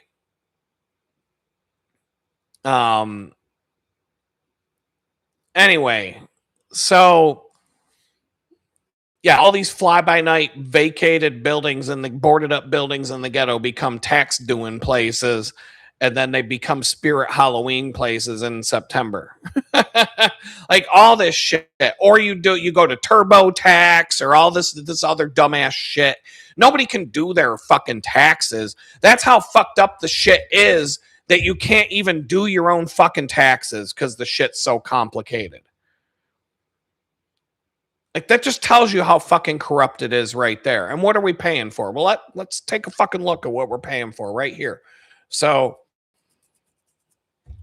like, okay, so you ask me, do you support, like, everybody thinks I was a Donald Trump supporter because I went to prison for mouthing off to the FBI on a Twitter post the week after the raid on Donald Trump's house. But now we got a president who's fucking, his seems to be this motherfucker's only mission in life is to help a bunch of child molesters getting away with raping kids. And so I've got a video clip. We're going to start. Anybody? All right, we got 5 people in the house. I'm going to play a clip. So we've got Pam Bondi in front of Congress, and she's being asked questions about why the fuck are they letting all these child molesting scumbags get away with their crimes. And she had some pretty interesting things to say. And I've got 2 clips for you. I tried to get the congressman asking the question before I have the clip of her answering the question, but it's not that easy to find. And so I found 2 clips, one that kind of shows one of the congressmen asking her questions and her dumbass responses in a YouTube short. And then there's a full clip of her answering the questions. And I could just skip around to the juicy bits, but I'll let the whole thing play just for, posterity and just, for transparency's sake, so that you can't say that, oh, I'm manipulating it and only showing certain parts or whatever. You'll get the fucking gist. Let me just pull this up. All right, here we go. Here's the first clip. Hopefully, yeah, you guys should be able to hear it. Former Prince Andrew,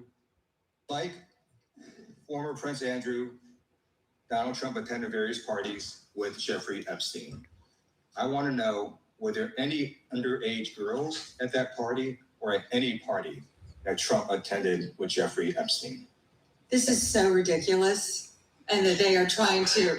How the fuck is that ridiculous? Number one, you're the Attorney General of the United States. You're supposed to... last time I checked, taking little kids to a private island to rape them is illegal. So I don't know. Maybe that's your fucking job to answer that question. But let me just play. All the great things Donald Trump has done. There is no evidence that Donald Trump has committed a crime. Everyone knows that. This has been the most transparent presidency. He's the one that asked that those. Wait. I gotta fucking talk. Trump is the one who keeps coming out saying we got to forget about this Jeffrey Epstein thing. We just got to move on. I can find the fucking clip and play it. But, you know, how much time do you want to wait for me to do that? But he has said over and over and over, transparent my ass. He keeps saying we got to forget about this Epstein shit and move on. I can't even count the number of times that you lost me, dude. You lost me, Donald Trump, because if you're going to be out there, child molesters in prison they can't even live through prison. If you go to prison and you're a child molester, you got to watch your back because everybody in prison wants to kill you, except for the other child molesters. So me being a middle-aged white guy in prison, I had to have fucking papers with me that said, no, I'm not a fucking child molester. Because that's what you're branded as. Middle-aged white guy. Oh, he's a kid diddler. Right off the fucking bat. I got to be like, no. You need to check the fucking news, my friend. You need to. And when they find out what I did, they're like, oh, shit, sorry, man. You're cool. You're one of us. I'm like, well, no, I'm not one of you. But as long as we get along while I'm here, that's all I care about. But anyway. I got your answer. You said there's no evidence. I believe you just lied under oath. There is ample evidence in the Epstein file. Don't you ever accuse me of a crime. I believe you just lied under oath, and this is on videotape. You said there's no evidence of crime. I'm showing you. Here is a witness statement who called into the FBI's Threat Operations Center. He drove Donald Trump around in a limo. He overheard what Donald Trump said to Jeffrey on his cell phone. He was so angry, he was going to stop a limo and hurt Donald Trump. And he met a girl who said she was raped by Donald Trump and Jeffrey Epstein. She later had her head blown off, and officers at the scene said that could not have been suicide. I got your answer. You said there's no evidence. All right, so there's that clip. They're asking her all these questions like that. And fuck, man, this is crazy. You've probably all heard it already. I would go full screen, but then it'll take over my whole computer and I won't be able to see anything else. So I'm just gonna have to play it like this. Over here. The time is yours. Theater mode. Thank you. That'll work. First, he brought up the president saying they indicted me twice. They sure did. They tried to impeach him twice. And you, Mr. Nadler, were one of the leads on the impeachment. I was on the other side. I lived that with you. During impeachment, you said... Wait, but hold on a second. Look at that fucking binder in front of her. Is she really gonna, does she really need all those fucking notes for today's meeting about why aren't you doing your fucking job and going after the child molesters? Do you need, is that part of the tax code that she's got in front of her there? The 70,000 fucking pages. How many fucking trees have to die just so these assholes can make all these fucking laws? I mean, whole forest, half of the Amazon rainforest was probably cut down to print laws. Bullshit laws that we have to follow that nobody even knows what the fuck is in them. Nancy Pelosi, back when they passed Obamacare, Nancy Pelosi's famous quote was, we got to pass this law so we can find out what's in it.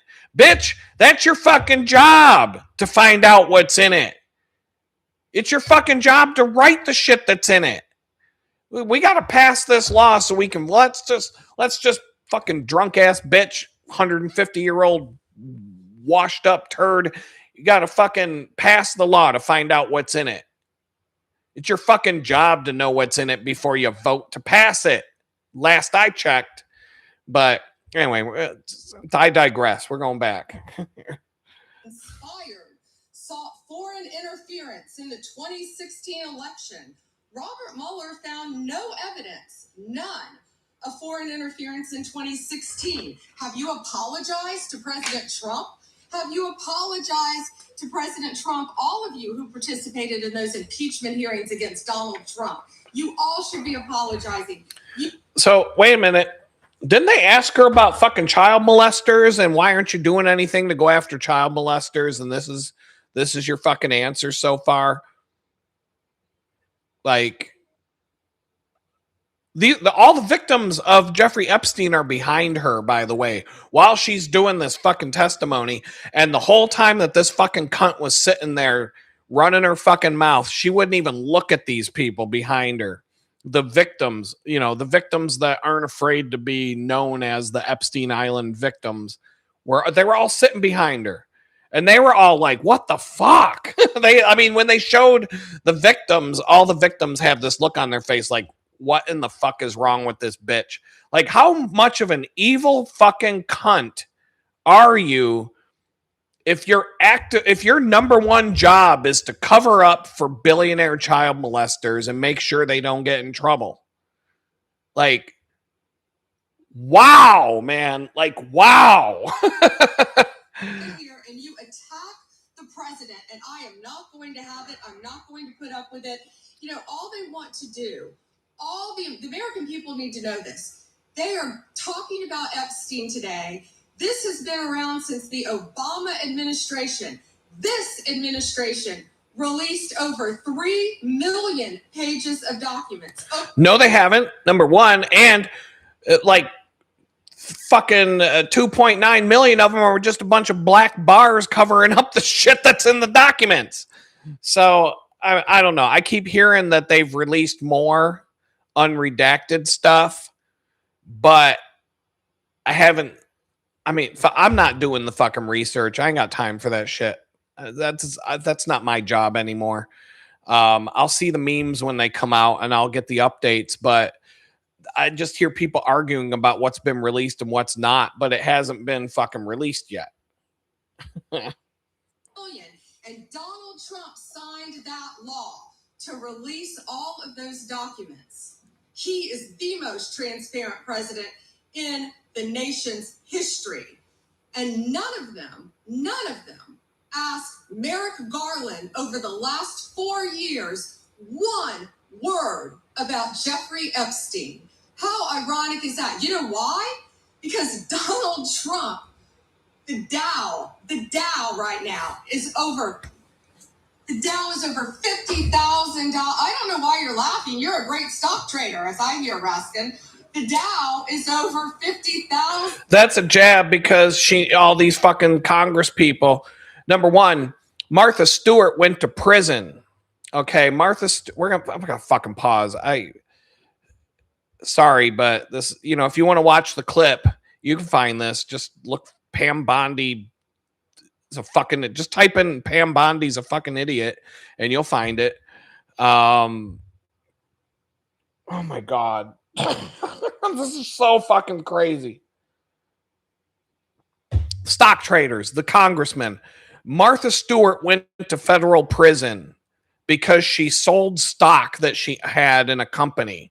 Because her stockbroker called her up one day and said, "Hey, Martha, I heard this company's got some bad shit going on. You might want to dump that stock before it takes a dive." She goes, "Yeah, sell it." She went to fucking prison for that. Because she wasn't supposed to know that information. That's called insider trading. So if you get an inside tip about a company that you weren't supposed to know because, let's say, somebody who works for the company told you some shit or whatever, and you sell or buy the stock based on something that an insider told you, you can go to fucking prison for that. Except for if you're in Congress. If you're a congressman or a congresswoman, you know the laws that you're about to pass. And you know who's getting the government contracts and who's not getting the government contracts and all this shit. And you can gobble up all the fucking stocks that are going to go up based on the laws that you're about to pass and the contracts that you're about to give out. And you can sell all of the stocks that are going to go down in value based on the laws that you're about to pass and the contracts that you're about to give out and all the other shit that you're up to. That's why all of these people come into Congress broke and they walk out the fucking door with $100 million in the bank. And yeah, their salary is like $175,000 a year. and they work 20 days a year. They go to Congress for like 20 fucking days and they're off the rest of the year. They make 175 large, but at the end of their fucking term, they got like $200 million in the fucking bank from all the insider trading. So that's basically what she's talking about here before she gets into the fucking, oh my God, before she gets into what's next here. Right now, the S&P. Oh, I gotta rewind this. The Dow is over 50,000 right now. The S&P at almost 7,000. And the Nasdaq smashing records. Americans' 401ks and retirement savings are booming. That's what we should be talking about. We should be talking about making. Wait, what the fuck, you dumb fucking cunt. Wait a fucking minute here. That's what we should be talking. They just asked you, why won't you go after the fucking child molesters that rape kids? And your answer to that question is, look at the Dow. The stock market's booming. 401ks are worth so much more now. American families have more money. What are you going to answer the fucking question about raping? About why won't you go after the kid rapers? Like, holy fuck! Like, I've been thinking this woman is fucking dumb for a long time. But I'm telling you, like, doesn't she remind you of somebody from the past? Like, I've seen video clips of Pam Bondi before. Hold on.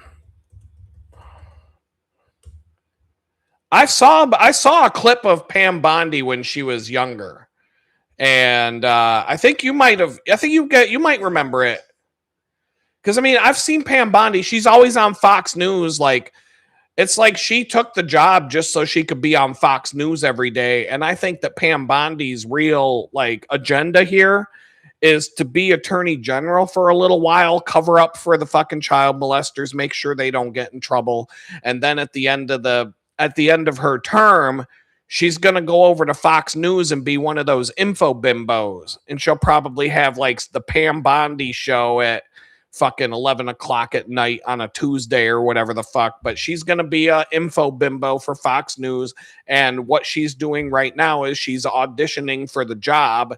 And she's probably going to get a hefty payout in the form. That's basically her bribe for helping all the child molesters get away with diddling kids. But I found the clip of Pam Bondi when she was younger, and tell me if this is who we picked. Remember, Donald Trump has always been involved with these beauty pageants, and here's Pam Bondi when she was a little bit younger. Recent polls have shown a fifth of Americans can't locate the U.S. on a world map. Why do you think this is?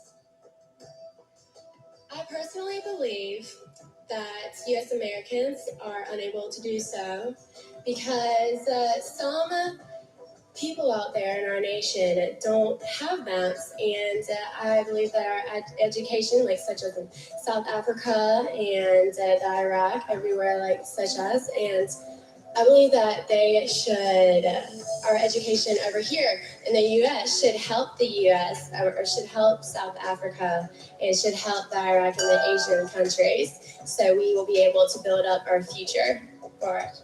Thank you very much, South Carolina. So there you go. That, I mean, now when you see Pam Bondi when she was a little bit younger, some of the answers that she gives when she's on TV make a little more sense, don't it? So I'm like blown away by this shit right here, though. You're asking this chick, the Attorney General of the United States, why aren't you going after the people that raped the kids on Epstein Island? And I'm just going to play it again. Dow is over 50,000 right now. The S&P at almost 7,000. And the Nasdaq smashing records. Americans' 401ks and retirement savings are booming. That's what we should be talking about. We should be talking about making Americans safe. we should be talking about. What does the Dow have to do with anything? That's what they just. Yeah, that's yeah. Imagine that. What does that have to do with anything? We asked you about why won't you go arrest the fucking child molesters? Why is Ghislaine Maxwell the only one in prison right now for raping the fucking kids? Like what? Jeffrey Epstein didn't have any clients? Like, this is so fucked up, man. Whew, oh my God. This is so, I mean, fuck, man. If I was one of the victims in the crowd behind her, you know, the camera doesn't really pan out and show it, but Epstein's victims are in the crowd behind her. I would have jumped up and smacked this bitch in the face. Like, that would have been the clip all over the TV news that night. And I would have got charged with a federal crime and been thrown in fucking prison for it. But this is what that, you want to know why I'm a little bit fucking salty right now? These are the people, Pam Bondi, Merrick Garland, their ilk, Merrick Garland, those people signed off on this shit. It wasn't her, but Joe Biden's auto pen machine and Merrick Garland and the U.S. attorney from my district all signed off on putting me in federal prison for a fucking Twitter post. I spent 2 years in federal prison for a fucking Twitter post. And now we've got the Attorney General of the United States getting in front of Congress being asked, why are you helping child molesters get away with their crimes? And you just saw her fucking answer, well, the stock market's doing really good. We shouldn't be talking about Jeffrey Epstein. We need to be talking about the stock market. Holy fuck! Holy fuck! Holy fuck, man. Wow. Okay. And so, yeah, Glenn Beadshaw, income tax. You're all in the chat's going wild with tax talk. And yeah, the income tax is the biggest scam America has ever been put through. Hands down. Not just the income tax, but everything else. You know, all these things. Oh, Donald Trump's tariffs. You know, Donald Trump talked all this shit about, oh, if we do enough tariffs, we'll get rid of the income tax. Bullshit. They're going to make the income tax higher and you're going to be paying all the fucking tariffs. So now all the shit that we buy is going to be twice as expensive because it's still not going to be made here. Still all going to be coming from China. And you're going to be paying half of your fucking income in the income tax on top of that. That's why when you go to the fucking grocery store, I used to be able to get a cart of groceries. I used to be able to fill a fucking shopping cart for $100. Now I can't even fill the little plastic basket with the 2 plastic handles. I can't even fill one of those for $100 anymore. I went to the fucking grocery store and I got 3 little things of chicken salad that were like this big, and it was like $27 for some fucking chicken salad. Unless you're gonna eat fucking ramen noodles and mac and cheese for every fucking meal, you can't even afford to eat anymore. The fucking bullshit, man. And now you've got a lot of people because of this Epstein bullshit. I was put in prison. I'm just going to keep fucking saying it over and over again. Go ahead, disappear. I know the count, the viewer count's going to go in the toilet. But I was put in prison for 2 fucking years for a goddamn Twitter post. And I was sent there by child molesters who rape kids on private islands. And they're living their best life right now. They aren't going to fucking prison. Kid diddlers, as long as you got enough money in the bank, you can fuck kids all you want. You can rape little fucking kids and you don't go to jail. And in fact, the Attorney General of the United States, the same, you know, in the same position as the person who put me in prison for 2 years for a tweet, they're actively trying to keep these predators from going to prison. Covering up for fucking child molesters. Like, oh my God, dude. And even if these fucking kid diddlers do go to prison, they're going to the Club Fed. They're going to where I went. Or even Ghislaine Maxwell got sent to a better place than I was. She was in the same prison as me. like right across the fucking parking lot. I never saw her out in the yard or whatever. When I was waiting for the fucking taxi for my ride home from prison, I was looking over at the girls' prison yard. I'm like, I wonder if Jelane's out there hanging out today. No, shit was cold. But she could have been out there sitting at a fucking picnic table or something. She was there. All right, this is the place where I played pickleball every day. Indoor soccer, Stairmaster, we had a full gym, spinning class, yoga class, had a personal trainer. We had a pool hall, got to go play pool every day. We had a church. I spent a lot of time going to the church and the religious stuff. Let's see, we had a library with more books than I could read if I was there for 10 years. Was a small library. It wasn't anything crazy, but tons of books. I would have never had to buy a book or have somebody send me books. There were plenty of books. I would never run out of books to read there. But it sucked. I mean, we had an outdoor track. They have a football league, a baseball league. There's a baseball field. But I mean, it's not like it's a nice place. Okay. But that's where the billionaire child molesters are going to go when they go to prison. If they ever got in trouble to where they would go to prison, they're going to Club Fed to play pickleball and have fun every day. It's not fun, but they're not going to the penitentiary. They're not going to, they're not going to the Supermax where they got El Chapo locked up, or Timothy McVeigh, or when he was locked up, or or they're not going to Terre Haute to wait for the death penalty like the Jew killer in Pittsburgh, or the Boston bomber from the Boston Marathon bombing.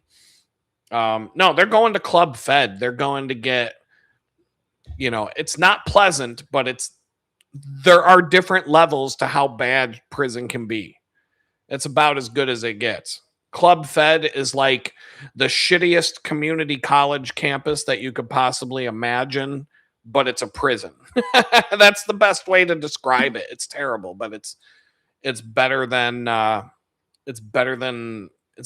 some other places you could wind up. But that's where the child molesters go. They get the least harsh treatment, as long as you can keep them away from the other inmates. And but yeah, that's where all the billionaire child molesters are going to go, to the luxury quote unquote federal low security prisons, possibly the prison camps. And if they're in a prison camp, there's no fence. That somebody could just pull up to the front door. They could walk out the door, get in the car, and disappear. Like they're showing all these Ghislaine Maxwell videos, right, where she testified. I could pull up the videos. They're showing like the facial analysis. It's not even her. Like the facial features are all fucked up, and people are like, well, she probably got fat eating too much prison food, which is true. Prison food is like, there's no nutrient. It's all carbs and garbage. It will make you fat, but it won't change your facial structure. It won't change the fucking height of your nose and your eye distances from your irises apart from each other, the distance from your mouth to your fucking eyes and your mouth to the bridge of your nose, and all the facial features. That's why she was wearing those goofy ass glasses in the video. Because it was probably a body double.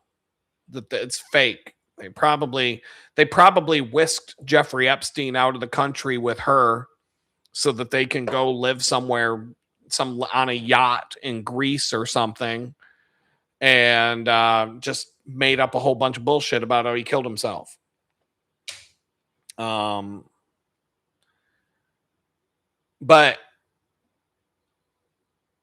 where did Harvey Weinstein go? We can look this up. I'll show you. This is fucking easy. If he's in federal prison, we'll go right down the list. We're gonna handy dandy tip. You go to Google, you type in BOP inmate.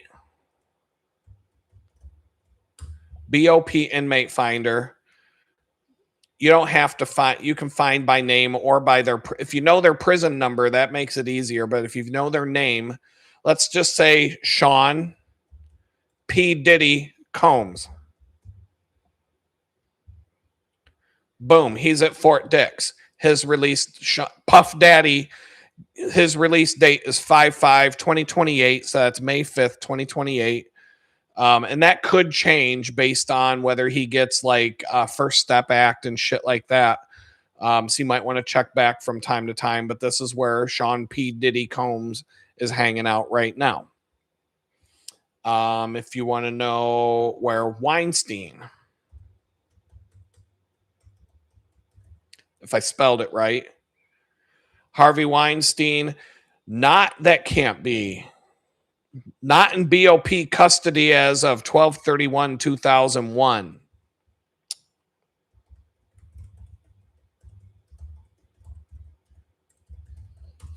If it's a state crime, Harvey. Okay, so Harvey Weinstein is currently incarcerated in the Rikers Island jail. So that it might be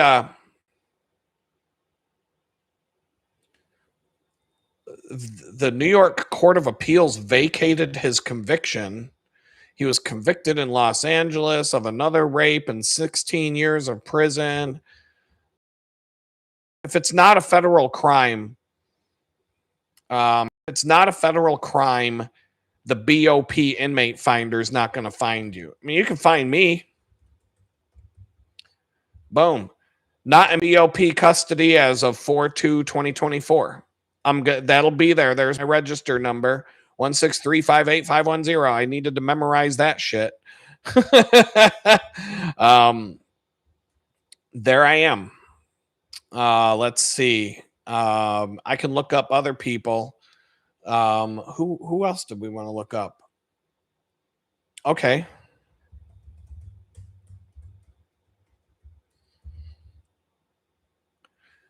How do you see? That's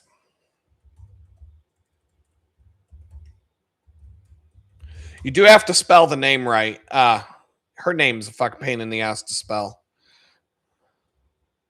Here we go. Boom. She's in Bryan FPC. I heard she got transferred recently to Texas. Her release date is July 17th, 2037. Yep. Minimum security federal prison camp. So she's living the dream as far as prison goes. And there was some shit about, because of the nature of her crime, she didn't even qualify as a security. Like there's point systems in your crimes and everything that you did. You'll have a certain number of points that your crime was worth, I guess is the best way to describe it. And that determines what kind of a prison that you'll get sent to, whether you go from like the supermax to the penitentiary to the medium security to the low security, and then prison camp is the lowest it can be. And so, but I mean, you know, they're not going to like give you a tour. The BOP website's not going to give you a tour of like the facility and show you what's in it and what, you know, like here, the inmates can play pickleball and here's where the spinning classes are and all that kind of shit. But it's there. Throw out another inmate if you want to know. It's bop.gov. I mean, but all you got to do is BOP inmate finder in a Google search. It pops right up. If you don't know their prison number, you do have to spell the name correctly. And one of the problems that you might run into is that, you know, if it's John Smith, well, there's a lot of fucking John Smiths that have been through the system. So you might have to dig. And the mugshots do not pop up. I've never seen a mugshot pop up from somebody. They have a placeholder on the website. You know, whoever designed this shitty website made a placeholder for the mugshot to be put in, but I've never seen them actually. I've never seen a mugshot show up. So, but that's the easiest way to find an inmate.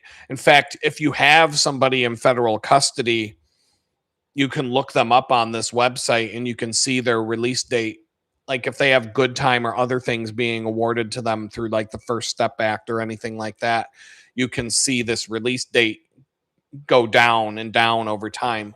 One of the other things that they'll do sometimes is like they sent Ghislaine Maxwell to the minimum security. She was in a low security. They sent her to a minimum security camp. One of the things that they'll do sometimes is step people down the longer they serve their sentence to open up beds. They got to keep the beds full. That's how they make their money. So the whole the prison industry in America is a private industry, whether it's a how many, let's do fun facts with Grok. Let's just do fun facts time with Grok. Grok. Come on, where you at, Grok?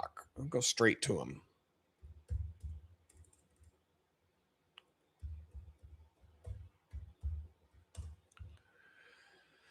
All right, fun facts with Grok time. Let's see, how many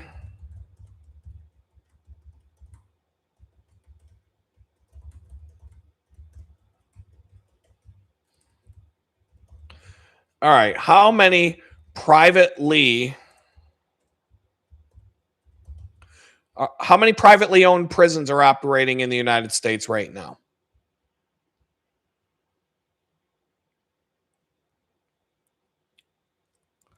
Boy, that's a long answer. Is somewhat dated as comprehensive facility counts or not. Of course, they don't want you to fucking know. There were 82 private confinement facilities and 329 private community-based facilities for a total of 411 private adult correctional facilities overall. I don't think that's true. Okay.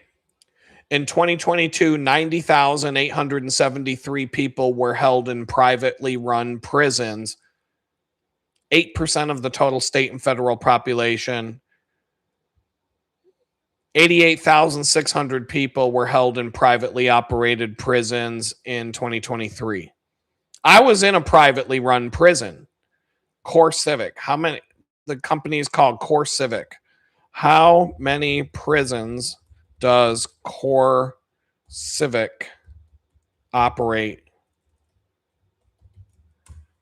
That's the name of the company. It's called Corrections Corporation of America or Core Civic. Okay. 82 facilities across the country. So there are 82 prisons in America that are privately run prisons, for profit, run by companies, not the government. And let me tell you, that shit was fucking wild. But anyway, yeah, they're moving towards privately run prisons. So anyhow, privately run prisons in America. So not only are a lot of the prisons privately run and are privately owned companies run for a profit, but there's a whole industry around the prison empire of America that is solely built to run the prisons. So hold on. I'm looking something up while I talk.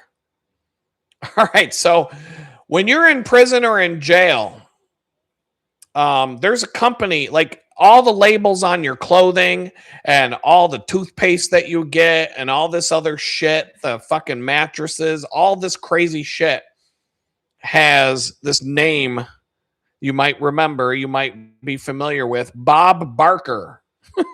It all says Bob Barker on it. And so this is just one of the companies that supplies prisons with uniforms and everything else under the sun. shitty ass toothbrush. Let's see what shitty ass toothbrushes they got. Oh, here's your shitty fucking prison toothbrush and your shitty prison mouthwash and your shitty prison. Oh, yeah, these fucking things were great. These are the toothbrushes that they give you in jail. You just put this stupid thing on your finger and try to brush your fucking teeth with it. Let's see. Yeah, what okay, so they got some of that. Yeah, your resident uniforms. How fucking. But anyway, we had this big debate, and this was like a huge thing while I was in jail. Nobody fucking knows, because when you're in jail, you don't know anything. Get information from the outside world to inside the jail is very fucking difficult to do. And so this Bob Barker company, like, rumors spread around jail. Nobody knows what the fuck is going on. Like, that is, yet everybody's a fucking expert on everything, yet nobody knows what the fuck is going on. That's like the number one thing that I remember about jail. Everybody's a fucking expert, yet nobody knows anything about anything. And so nobody fucking knew. Like, I heard so many goddamn things about this Bob Barker. And I'm like from the fucking Price is Right, Bob Barker? And people were like, yeah, he had a kid that was in jail, and then Bob Barker got into the jail business because there was a lot of money to be made and blah, blah, blah, and all this stuff. No, it turns out it's not Bob. It's just some fucking dude named Bob Barker, just happens to have the same name, started this fucking prison gear company. And so this is just one company that supplies all the shit for the prisons. And there's major industries. There's so many fucking industries. Let me pull this up, like potato chips. What the fuck were these? Shebangs. If you get out of prison and you bring home a bag of shebangs, these things are worth money on eBay. Because there are certain potato chips in food. You can't buy this shit. Wait, can you? There's no fucking way. These are like, this is like the prison brand of potato chips. Is that? No, that's not the Moon Lodge. No. Let's hold on. This. Here we go. $20. 20 bucks for 2 little bags of potato chips because somebody fucking brought these home from prison and knows that somebody who just got out of prison is missing their shebangs and is willing to pay $20 for a 1.5 ounce bag. Oh, wait, what do you get? A pack of 12, 6 each. Huh. It might not even be that. That would be good if I was making some chi-chis here. Wouldn't be so bad. But this is like the fucking prison brand of potato chips. Okay, like every single thing you get on that commissary and everything is like its own special brands. The whole thing is just a giant fucking industry. And so the point I was just making is they got to keep the beds full. So what they're doing now is they step down prisoners who are at a certain high level, and they'll knock them down a peg after so many years or so many months or whatever the fuck. And they'll keep knocking it down. Kind of like what they've been doing with me with the probation. Like, supposedly I've been stepped down to like the lowest level you can be on probation. And I had to go through a little bit of hassle for the last few weeks. But now, supposedly, I might be left alone until my probation's done, as long as I don't go and screw up. No, the food's terrible. I mean, the shebangs, they're pretty good. Potato chips wise, I'm not a big potato chip guy. It's all junk food. Anything you buy on the commissary is junk food, and whatever they feed you in the chow hall or in the trays is trash, like grade D fucking the meat. All right, so like all the urban legends about grade D beef not fit for human consumption and all that crap, I've never seen a label like that on a box of food. You know, some people say they have. I'm not saying that doesn't exist, but I don't even think grade D beef is an actual thing. But I used to have to stack boxes of what's called mechanically separated chicken for the prison. And it's just a 50-pound slab of the most disgusting shit. Fuck, maybe I can find a picture of it while I'm talking to you guys.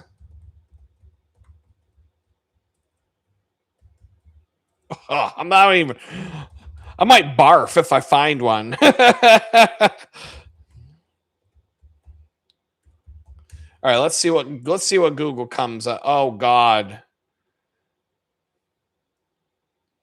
Oh my fuck. Oh, yup, I found it. This. Oh! Yeah, you get a bot. That's prison meat right there. That's like all the fucking feathers, the beaks, the claws, the fucking bones, probably. Yeah, just squeezed out into a fucking box. Here you go, you fucking pieces of shit. Eat your mechanically separated chicken. That's what you're eating. And so the box, yeah. Oh, God. Deboned meat. It's just like, that's not deboned, that's ground up boned. Oh God. Oh my God. Oh my God, dude. Oh my God. I'm gonna have to close this one out. That's what you're eating in prison, man.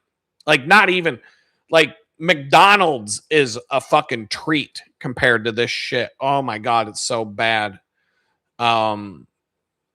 So I'm stacking 50-pound boxes of this shit all day in the freezers, the walk-in freezers. And the label on the box says only, what the fuck did it say? I'm going to look this up because I think I can find it. 50-pound label. Singapore. I'm not finding. Oh, no, I'm not finding that. I don't know the exact wording on the label, but it basically said something about only for shipment to the Philippines or something like that. It said not for consumption in the United States, only for shipment to the Philippines or something like that's what the fucking label on the box said. Sometimes we'd get lucky because I worked in the kitchen. So sometimes we'd get lucky and we'd get like Jimmy Dean sausages, right? Like sausage crumbles. And so we'd like working in the kitchen, we could make whatever the fuck we want. So we knew how to take what we have and make it work for us. The Spanish, oh my fucking God, they could make some wild shit. Everybody in there, we made ice cream. We made all kinds of crazy shit. I couldn't even begin to tell you all the stuff that we made. All the stuff that was made and hidden up in the fucking ceiling tiles, the hooch and all that kind of stuff. Oh my God. I learned so much shit from that place. But oh my God, what was I about to say? Let's see, we were on mechanically separated chicken. Oh, so you get like, sometimes we get a cases, boxes, like months supplies of Jimmy Dean sausage crumbles and stuff like that. But they'd have an expiration date that was like 2 years ago. No shit. Now these are like frozen foods. So like they've been frozen the whole time, but they would like literally be like 2 years old, 2 years past the fucking date that they could sell it or some shit like that. And so they're like, fuck it, give them to the fucking pieces of shit in prison. But you can keep, at least with meat and like, fucking commercially frozen meat like that, Jimmy Dean garbage and whatnot. Now, I'm calling Jimmy Dean's trash, but if you've been eating that shit in the box that I just showed you, the mechanically separated chicken box, some Jimmy Dean sausage crumbles that are 2 years past the date are a fucking treat, let me tell you. So, anyway, so yeah, we would tear into that. The Jimmy Dean sausages, we'd make some bomb ass sausage gravy. We'd make biscuits.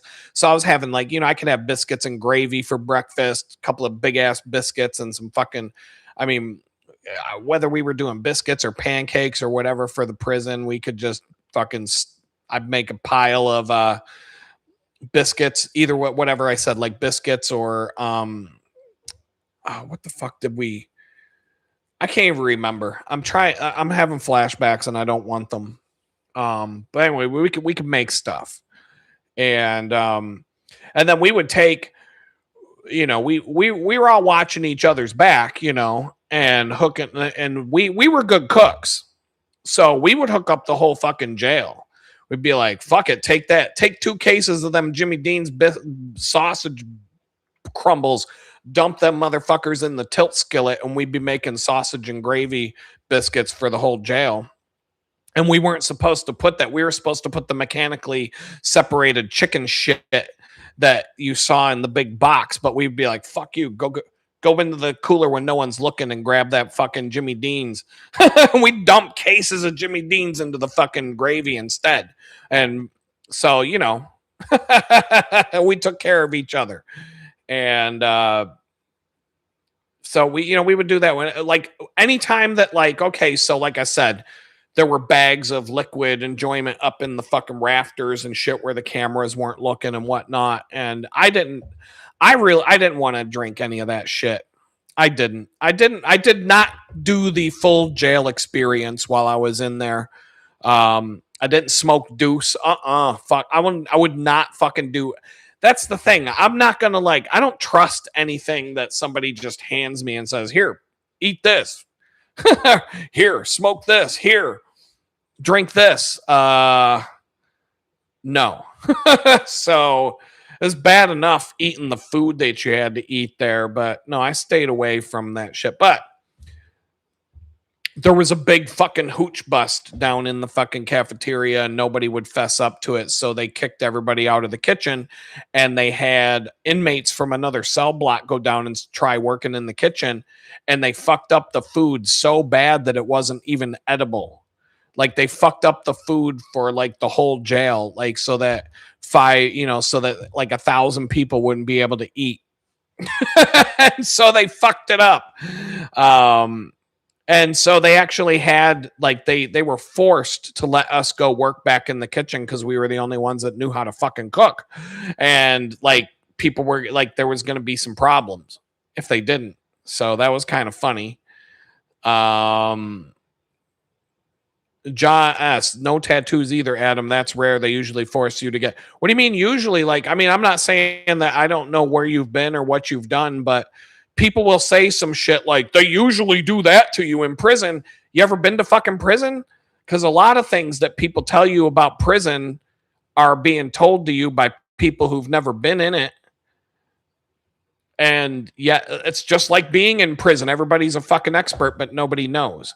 It's like they talk about, all the gay shit and blah, blah, blah. And there's so many fucking gay people in prison that if you want to get dick, if you want to get cock, you can have it. Like, they don't got to rape you. Nobody's got to get raped because there's plenty to go around if that's what you're into. It's federal law that you're not allowed to take a shower and you're not allowed to show anybody your dick in jail. So like all the movies, like the Shawshank movies and all that shit that you see in the movies and stuff about a bunch of naked dudes standing in the shower together and, oh God, don't drop the fucking soap or you're going to get raped and all that. Maybe that was like that back in like the 50s or some shit. But no, you take a shower in a shower with a shower curtain and nobody's watching you. And you honestly, if you come walking out of the shower with your dick hanging out, you're going to the fucking, you're going to the hole.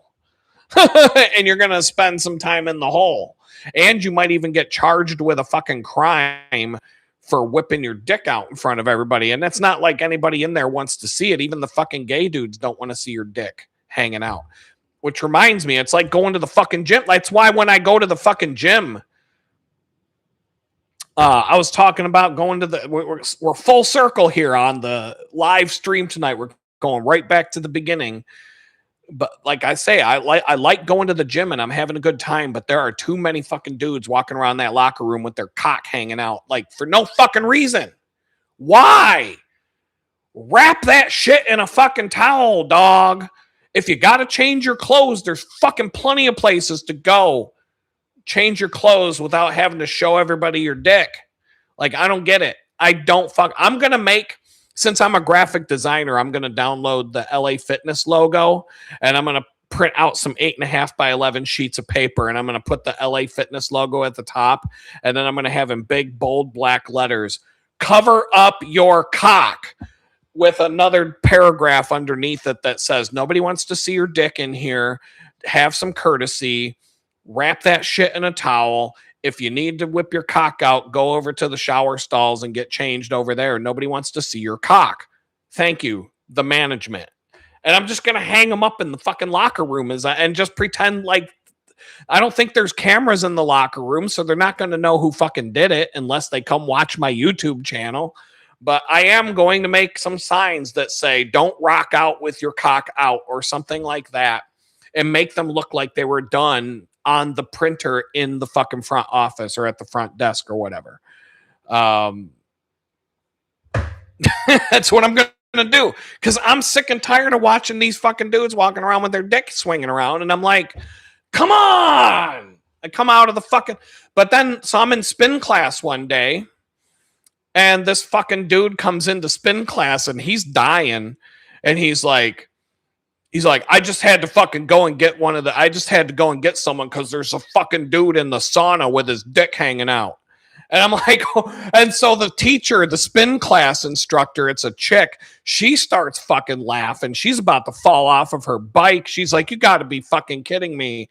And everybody, like, so now that's the talk of spin class now, that there's a guy sitting in the sauna buck naked with his dick hanging out. Nobody can go in the sauna now because nobody wants to sit next to him. It's like, yo, so they actually, I guess you're actually not supposed to go in the sauna with your dick hanging out like that or whatever. Like, there's no sign on the door that I could see, but it's not like I'm going in there wanting to do that either. I don't even take my fucking shirt off, let alone walk around with my dick swinging around for everybody to see. Like, fuck. What the fuck? But I'm telling you, I see fucking dudes walking around with their dick hanging out at the gym every time I fucking go, but I never saw it happen once in prison.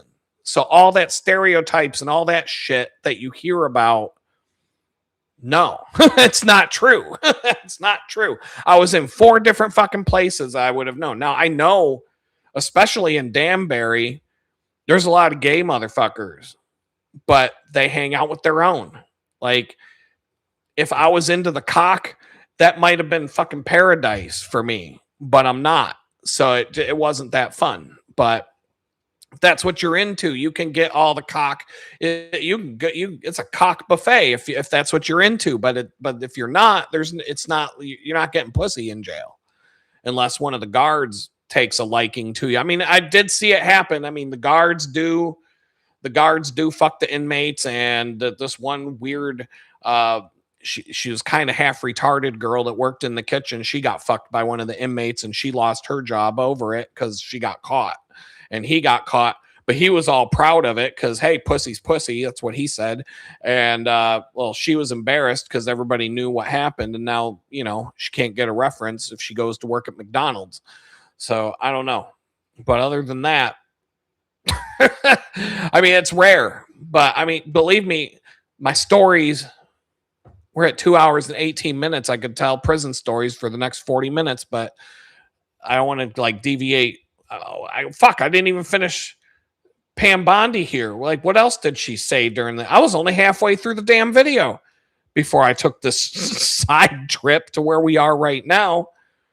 Let's see. So Pam Bondi just left off with, look at the stock. We got to forget about these child molesters because the stock market's doing good. I don't even know what she said next. I couldn't get past that. So let's just, I don't know, fuck it. I'm going to hit play and see where it takes us. It's safe. We should be talking about, what does the Dow have to do with anything? That's what they just asked. Are you kidding? Wait a minute. Hold on. They asked her a question about why aren't you going after the child molesters, and she talks about the stock market and the Dow being 50,000 and the Nasdaq is 7, blah, blah, blah. We should be talking about that. And so that's why, you dumb fucking bitch, that's why the Congress people that you're talking to are asking you now, what does the Dow have to do with you not doing your job going after child molesters, you fucking stupid cunt? Fuck you. Mr. Jordan, committee will be in order. Mr. Jordan, am I going to get an extra 45 seconds added to my time? The committee will be in order. The time belongs to the gentleman from Texas. Ms. Bondi, the Attorney General can respond. Thank you. The Dow has shattered 50,000 again. Holy fuck! Crazy. They said it couldn't be done in 4 years, yet President Trump has done it in. Oh my God. I don't know if I can watch this shit. I'm not kidding. Like, I've been staying away from X. I want to build an X account, but every time I go on that fucking platform and I see all these red hat MAGA retards in the fucking red hat cult, they're like, ride or die with this motherfucker. Look at this is Donald Trump's attorney general, and he's backing her, saying she's doing a great job. We got to stop talking about this Epstein shit and move on. And he's defending child molesters. And every time I log into X, all I see in my feed are all these ride or die motherfuckers who are just like, Donald Trump could rape a fucking baby at a campaign rally live on the stage, and Cat Turd's going to be standing there in his fucking hillbilly cowboy hat going, yeah, go Donald Trump. Yeah. Woohoo. Like, I'm fucking sick of these fucking people. Like, I'm sorry. That's why I'm not a Republican and I'm not a Democrat. That gives me the freedom to just call a turd a fucking turd. I don't have to sit down and I can only talk shit about Kamala Harris and Joe Biden, crippled old Joe Biden. Should have been in a fucking nursing home, not the White House. He should have been in Sunny Acres eating fucking pudding every day for his snack, or ice cream. He likes ice cream. I forgot. Talking about how the little kids used to rub his hairy legs or whatever the fuck he likes to talk about, and sniffing little girls when they come to visit. Like, that should have been, hey, he should have been in the fucking White House. But I can also talk about, why is Donald Trump, that fucking asshole, that creepy asshole, you know, he did brag about being able to just walk up and grab girls by the pussy. And now he's defending a child molester, a billionaire child molester, and saying, no, let's just forget about that and move on. And his attorney general, she's being asked about the fucking child molester, and her answer is, well, look at the Dow, look at the stock market. And now they put her on blast for saying that shit. Like, what do you mean the fucking stock market? We're asking you about child molesters, you fucking dumb bitch. And so now she's going to double down. Here she's doubling down. Dow has shattered 50,000 for the first time. This is crazy. They said it couldn't be done in 4 years, yet President... You know what couldn't be done in 4 years? Pam Bondi arresting a billionaire child molester from Epstein Island, even though she just said we have 3 million fucking pages of shit that we supposedly released with all these fucking names blacked out, but we know who the names are, and we can't do anything about that. But look at the stock market. Look at the stock market. In 1 year, national median rents have fallen to a 4-year low thanks to Donald Trump. That's why they want to focus on Epstein and our most transparent. No. That's why they want to focus on Epstein. No, I think most of us people that aren't fucking retarded, that don't have Dow syndrome, most of us want to focus on Jeffrey Epstein because most of us don't think that billionaire child molesters should be allowed to get away with raping kids as long as the fucking stock market is doing well. That's why we want to focus on Jeffrey Epstein, wondering why, Ghislaine Maxwell and Jeffrey Epstein went to prison for running a fucking child sex trafficking operation, yet none of the customers are in jail. Not one. Not one. So, fuck, man. Fuck. History. The murder rate, as I said, has plummeted. Okay, the murder rate has plummeted. What about the rate of child molesters going to jail for raping kids on private islands? But that rate hasn't gone up or down because it's zero. Low, thanks to Donald Trump. For an unprecedented 9 straight months, there were 0 illegal border crossings at the southern border. That's what we should be focused on. All the great work that this president has done and will continue to do to keep America safe and to make Americans safe.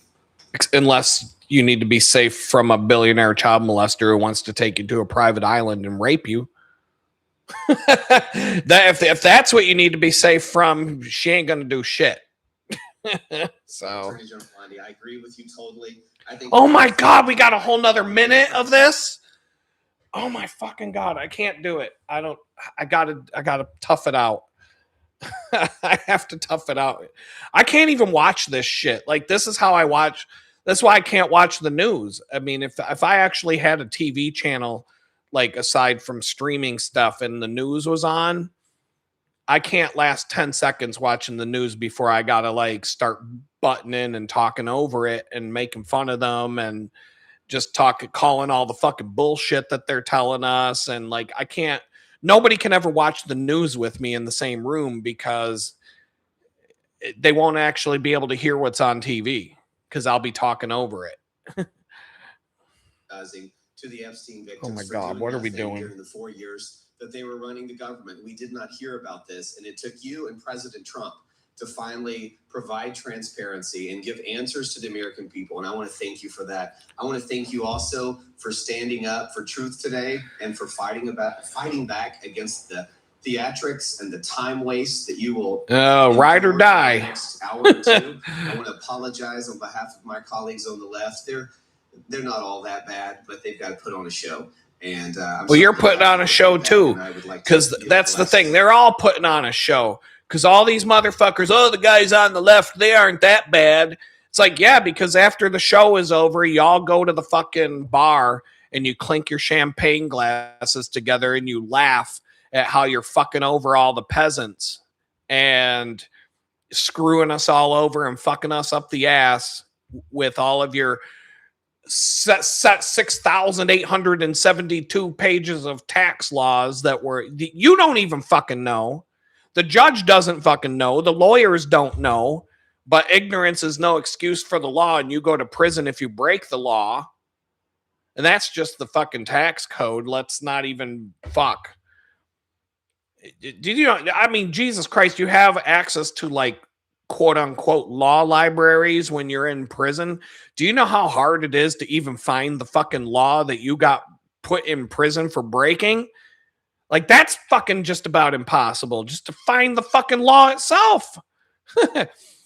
United States 18, section 422, paragraph C, clause D, this and that. Like, you know how fucking hard they make that shit just to find it?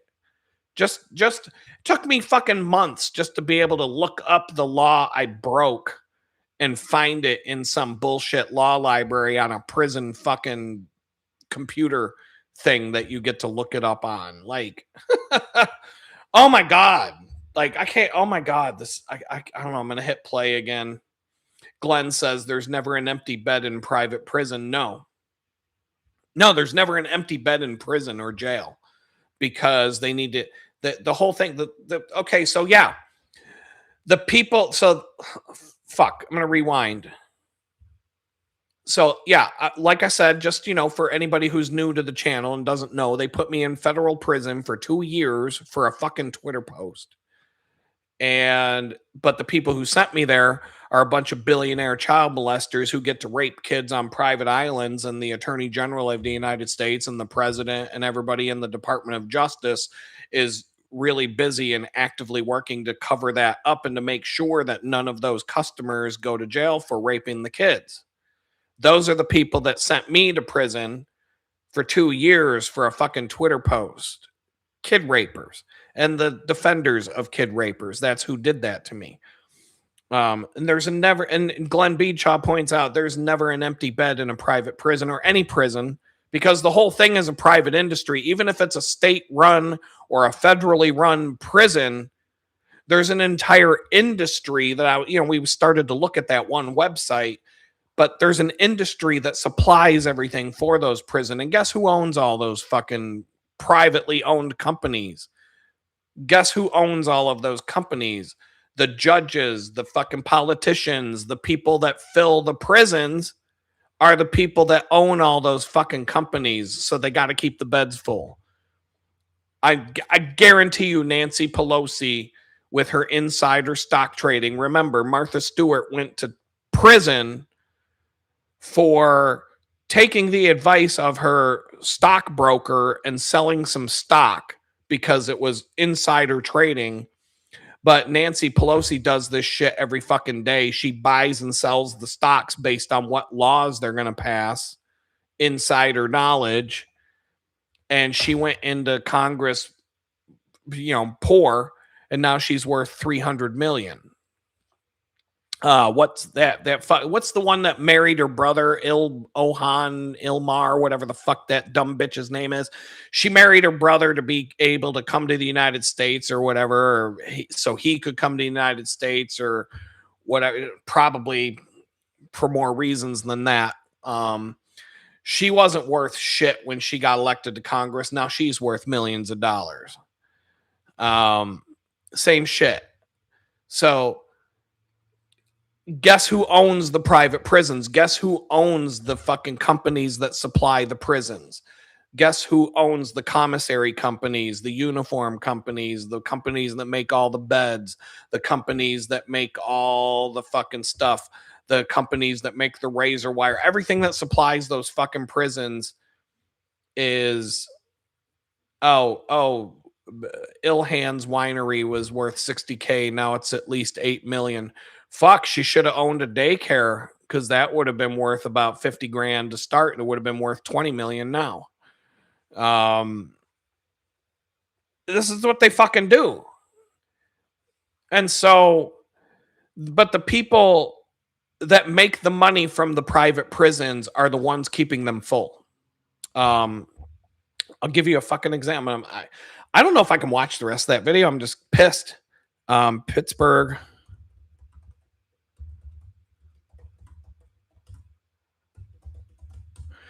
Joe Biden pardoned this guy. But let's just, I got to look up, because this happened a while ago. Let's see. Judge, prison.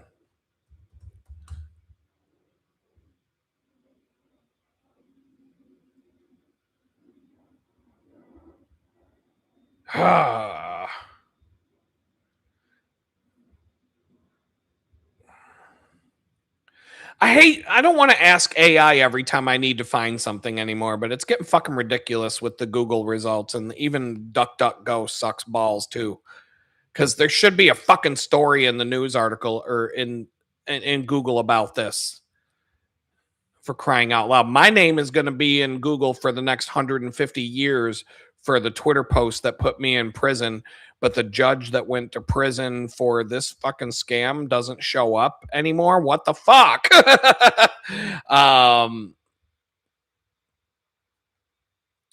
Like there are things. Oh my God, this place. All right, fuck. I'm looking stuff up. You don't see what I'm looking at here.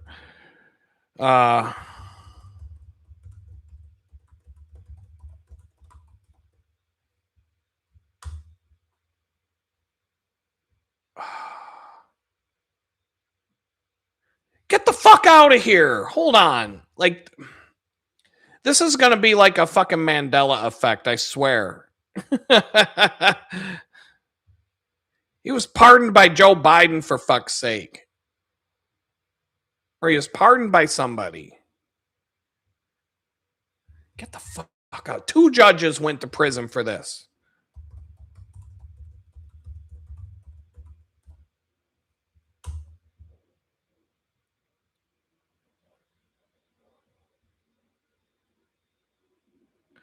All right, well, okay, here we go. This will be good enough.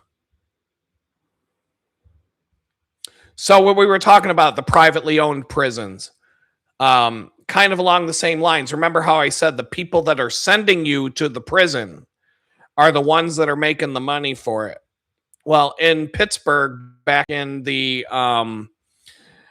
early 2000s, late 90s, I'm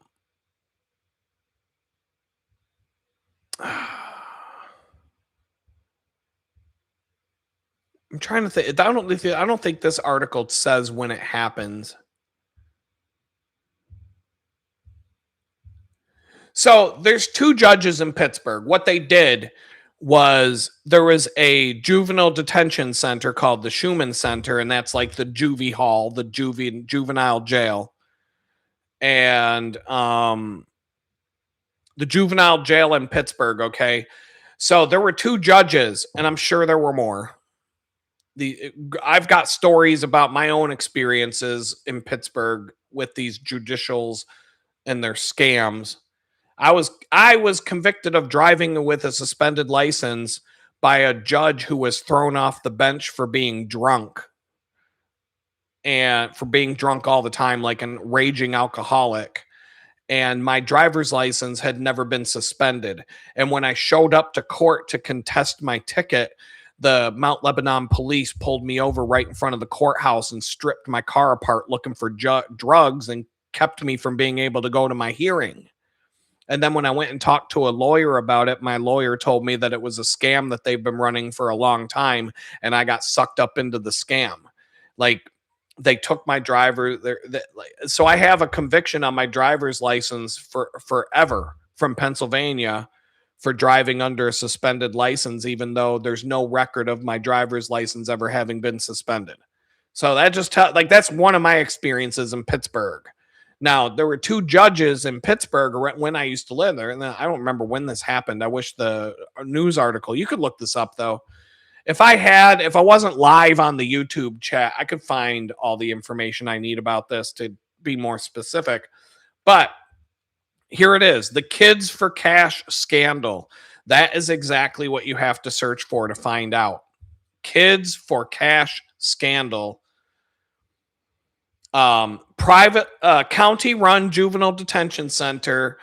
They got $2.8 million in bribes from the builder and the co-owner of 2 for-profit lockups. They were paid kickbacks for every kid that they sent to the juvenile detention center. So, like, if you had a kid that was truant from school, like missed a few days of school, they'd send your ass to this judge and he'd put your fucking kid in the juvenile detention center for missing a few days of school because he was getting paid by them for it. Your kid gets caught jaywalking, off to the juvie detention center you go. They put over 300 kids in this fucking place that didn't deserve to go to juvenile detention because the juvenile detention center were paying them $2.8 million in payouts. And that's just the payouts that the fucking prosecutor found out about. So one of the judges was sentenced to 28 years in prison. He's 72 years old as of 2022. He's serving a 28-year prison sentence. He's 72 as of 2022, and his release date is 2035. But one of the other judges was sentenced to 17 years in prison, but got released to home confinement in 2020 with 6 years left on his sentence. So he's done because of the coronavirus pandemic. And they didn't even get the fucking money back from it. So this judge, the 70-year-old judge who got to go home to home confinement to his fucking mansion, his mansion that was paid for with all the bribes and kickbacks from throwing these fucking kids into the detention center. He's still got all that fucking money in the bank. So he's probably raping kids right now. And Pam Bondi's like, we got to talk about the Dow. Let's talk about the Dow. The Nasdaq. The Nasdaq is, look at the stock market. So that's who we're fucking dealing with. This is just two of them they made an example out of, but this is what they're all fucking doing. All of them. You know, you just brought up Ilhan Omar, Ilham, whatever the fuck her name is, owned a winery, which suddenly became very successful after 3 years. She only had about 24 bottles of wine, but now she's worth how many millions of dollars? Yeah, I mean, it's all a fucking scam. This whole fucking government is nothing but a scam. Pam Bondi, this dumb fucking cunt, the one that's covering up for all the pedophiles. I don't have like a video clip. I have not found like verification of this, but all the memes are saying that she said, if we prosecute all the names on the Epstein file list, our whole country will collapse. And okay, fucking do it. Fucking do it. Like, if our country's survival depends on letting billionaire child molesters keep raping kids, burn this motherfucker to the ground. Burn this motherfucker to the ground. Done. Game over. Wash our hands of it. Let the fucking states go back to running their own shit. Like, let the United States, these United States, because back during before the Civil War, they called it these United States because they were states that were independent of each other, united under one, central authority for protection from foreign interests, basically. But then after the Civil War, they started calling it the United States, of which now it's just one banana republic with a bunch of territories under it that don't really fucking mean anything because we're all subservient to these people in Washington, D.C. now. And so if Pam Bondi, if she actually said that we have to protect the child molesters because if we arrest them, our whole system will collapse. How many people want to prop that thing up? The handful of billionaires and the child molesters are the only ones who still want to keep propping that. Burn it to the fucking ground. Burn the motherfucker down. The whole fucking thing. Burn it down. Fine. If California wants to be a bunch of fucking left-wing retards, they can be their own country now. Texas, they can do their own thing. Texas can be its own country. The Republic, they've already done it. They already got the fucking flag. They already got everything. They got the motto, the flag, just go back. It's the Lone Star Republic or whatever the fuck they used to call it. They could just go back and do it again. Some of the states, like maybe Pennsylvania, teams up with West Virginia and the western half of Maryland will break away from the eastern half of Maryland in that little tiny strip called the Panhandle. Everything west of that would merge with West Virginia. Everything east of that would be their own retarded ass shit show, probably merge with Virginia. Probably a chunk of Virginia would break off and become part of West Virginia. And then there'd be like Ohio, Pennsylvania, West Virginia, Kentucky. Those states would form their own country. They'd all get together and be like their own thing. New York City would be its own country. The rest of New York would say, fuck you, we're going to do what we want. Like, that's what we need to do. Fuck the United States. We just need to be these United States or these fucking states. Get rid of these fucking get rid of this fucking federal government. Done. Burn it. If the survival of the United States federal government and our whole way of life and our system depends on letting billionaires rape kids, burn it to the fucking ground. Burn the fucking thing down. That's my stance. Can I go to fucking prison for saying that? I don't fucking know at this point. I don't fucking know, but I'm not going to go burn it down. I'm on probation. I'll get in trouble for that. But, and I'm not telling anybody to go burn it down. But if I'm saying, if that's the result of putting the billionaire pedophiles in jail, then let it fucking burn. Let the motherfucker burn. We don't need no water. Let the motherfucker burn. Burn, motherfucker, burn. That's what I say. Burn it down. Like, who the fuck wants to? The whole rest of the world's looking at us like, what the fuck, man? Like, we are really like, we're done. The United States is done. If a bunch of fucking millionaire, billionaire child molesters are allowed to be a bunch of satanic cocksuckers and rape kids, and there's other shit coming out in these Epstein files that, tinfoil hat Adam's been talking about for 30 fucking years, being made fun of. And now it's, they do cut the heads off children and drink the blood and go to the eyes wide shut parties and all the other shit that, oh, they did kill JFK. Look at that. Or, you know what I mean? Like all of it. Oh, George Bush did 9/11. No shit. He actually did it. Oh, okay. Like all of this stuff. And Donald Trump, he won't go after the fucking child molesters, but I guess the news I'm getting today, we're going to go fight a war in Iran. We're going to send all our military to Iran to go die over there now. But we can't send anybody to go get the child molester billionaires that went and raped kids. Can't fucking do that. We can go to Venezuela and get some ass clown 2-bit dictator up out of his fucking presidential palace and airlift him back to the fucking jail in New York City that they stuck me in for a couple of months. We can do that. We can send our military to do that, but we can't get one of the billionaire child molesters. Can't do that, can we? No. So, no, I'm not fucking supporting Donald Trump. These dumb motherfucking MAGA assholes with their fucking MAGA hats and their stupid fuck, man. I can't stand this shit. Like this fucking this image right here, where this one right here says it all for me. The one I'm about to, we're live, so give me a second.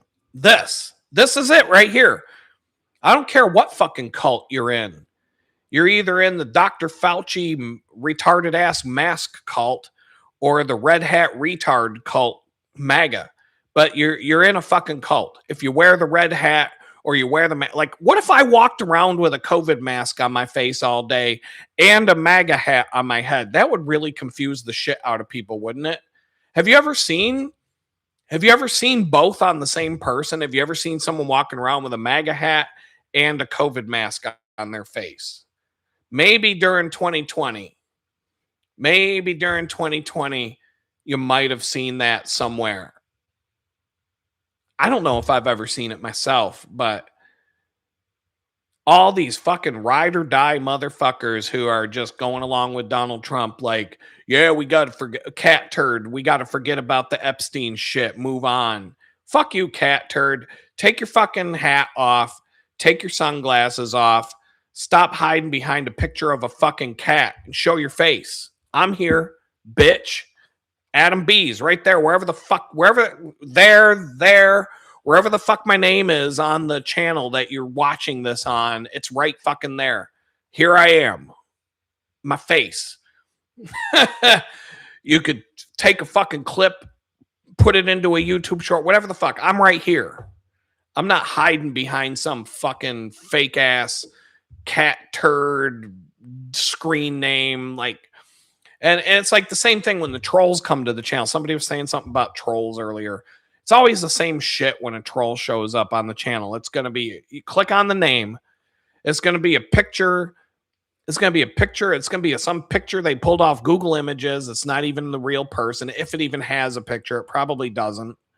Click on the screen name. It's going to be some dumbass screen name like douchebag 7754368 because douchebag 7721972 was already taken, and They were in a hurry to make the screen name.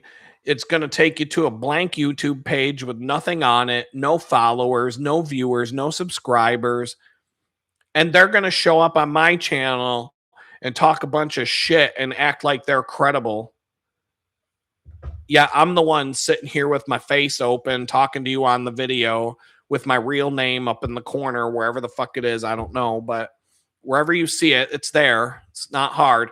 I had somebody on X get into a fucking argument with me, and I blocked them because it was ridiculous, telling me, because here's the thing I've talked about with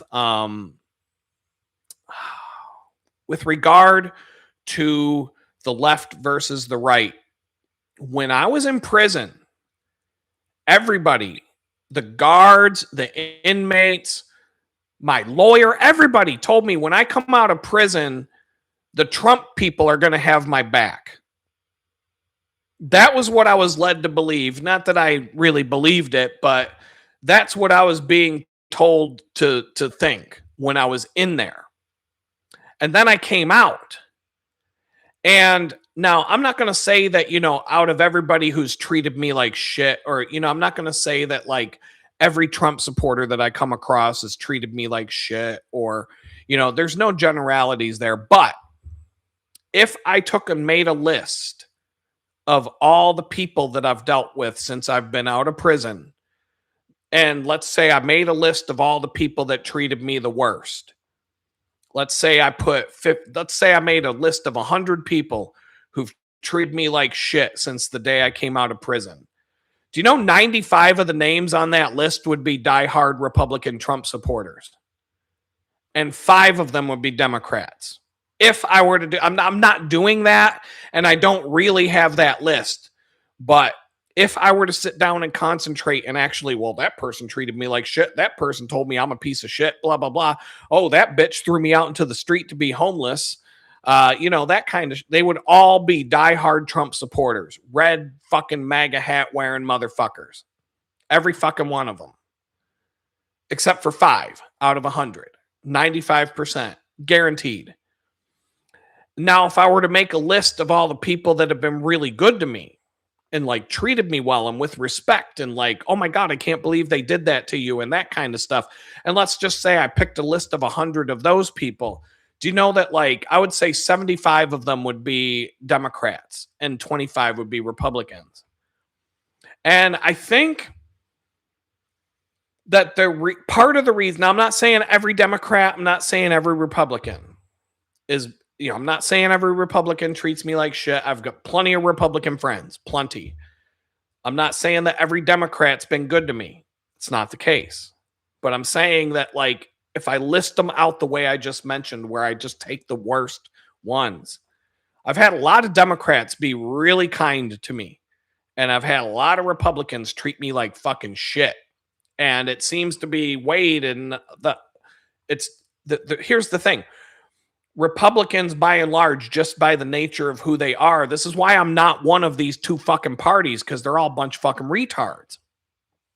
Republicans don't give a shit about anybody but themselves. Flat out. I guarantee you, watch the Republican YouTube channels, especially the prepper channels, they don't give a fuck about you or anybody else but themselves. When the shit hits the fan, the only person they're going to feed is themselves.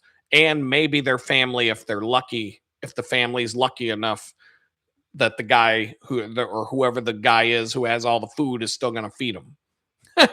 And you're going to have to be the wife or the kids to get that food. The brother, aunts, other family members are fucked. If you didn't prep, well, fuck you, go away. It's our food. You know what I mean? Like, and I guess, in the survival situation, you do what you got to do, but no, Republicans don't give a fuck about anybody but themselves. And that's just in general. I've known that since I was a kid. They act like they do, but they don't. Right? I'm just going to be real. And Democrats, that's why they're called bleeding heart liberals, because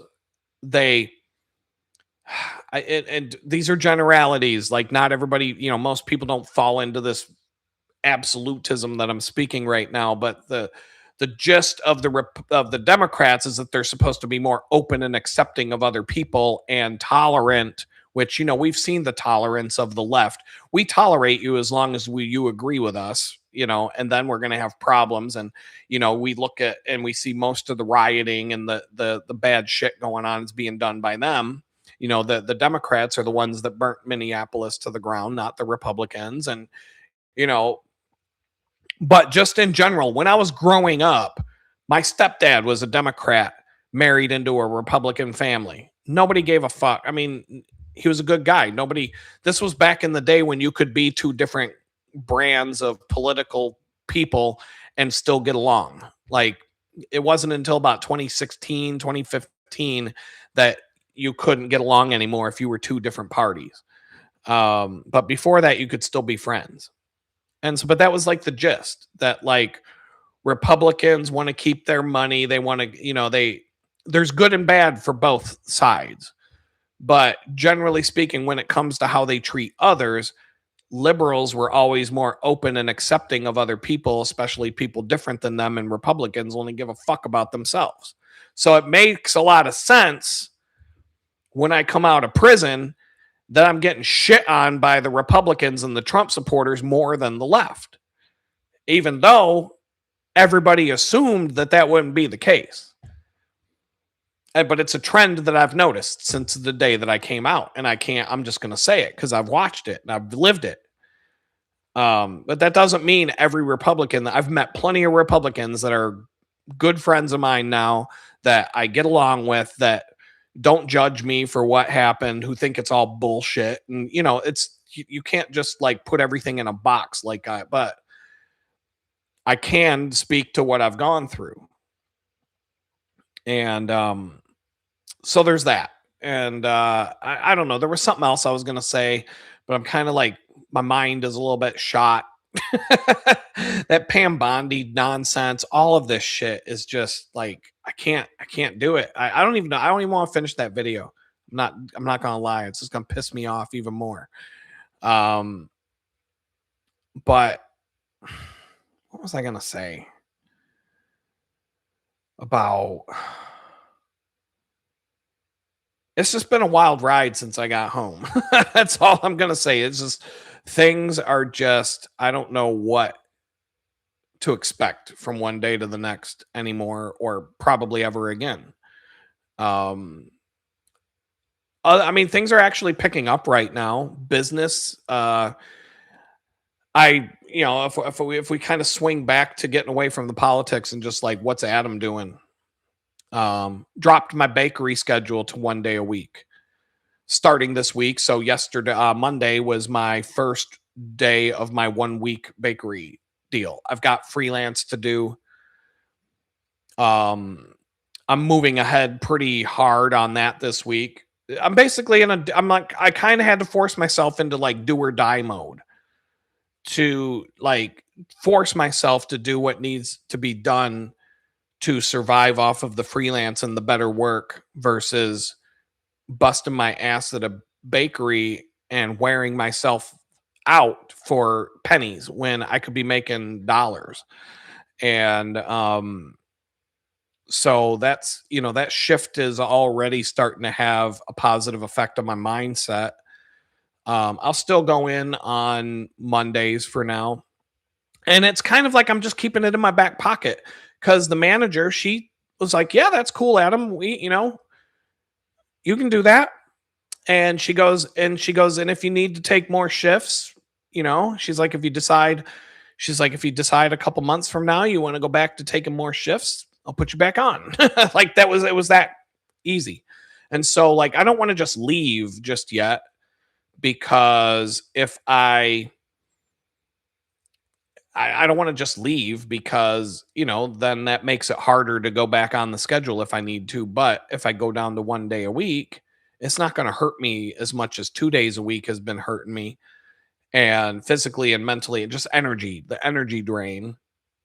And when I go back to it, if I, it gives me a little bit of I can take a leap of faith but I don't have to completely jump off the bridge. It's more like tying a bungee cord to my ankle and jumping off the bridge. I'm still, I can still bounce back up if I need to, but otherwise I can float. I can cut the cord and float down the river and ride, a better ride. And so like this week has been pretty good so far with that. I'm making a lot more progress on the main project. I'm helping my friend with his book. We're on the book layout now. I'm like within, if people don't stop changing stuff, or I'm gonna have to call the printer or get in touch with the. We're at the point where we can print the book, just about. I mean, I could send the thing to the printer this week, but I have a feeling it's going to be like 2 weeks from now. Because we got to get a ISBN number, Library of Congress number, ASIN number for Amazon, whatever, like self-publishing. If that's, we're going to print them at a printing company, but he also wants to do the self-publishing on Amazon where they do the print on demand. And so, but I'm setting up all the layouts now, the InDesign, Adobe InDesign, print ready, whatever you call it, the interior layout, typography, and design of the printed book. And it's coming along nice. It's coming along faster than I thought it would be. And it looks good. It's picked a good font for the body copy that would also, we can also bring back into his branding and stuff like that. We didn't have a good font based on what we were already using for the website and stuff that would be suitable for a printed book. So I spent some time doing my homework. Picking a font is not like willy-nilly, like, here, that looks cool, pick a font. It actually, like, you might actually spend,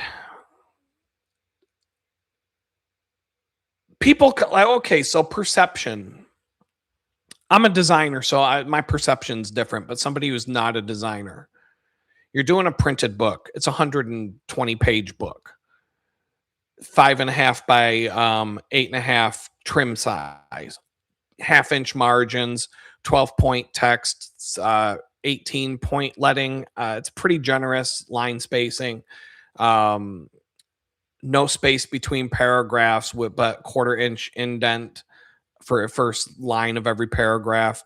Basically like a standard printed book, but just picking a font. I probably spent 6 hours picking a font. People are like, why you waste that much time picking a font? Well, number one, there's like 150,000 fucking fonts that you could probably pick from, number one. But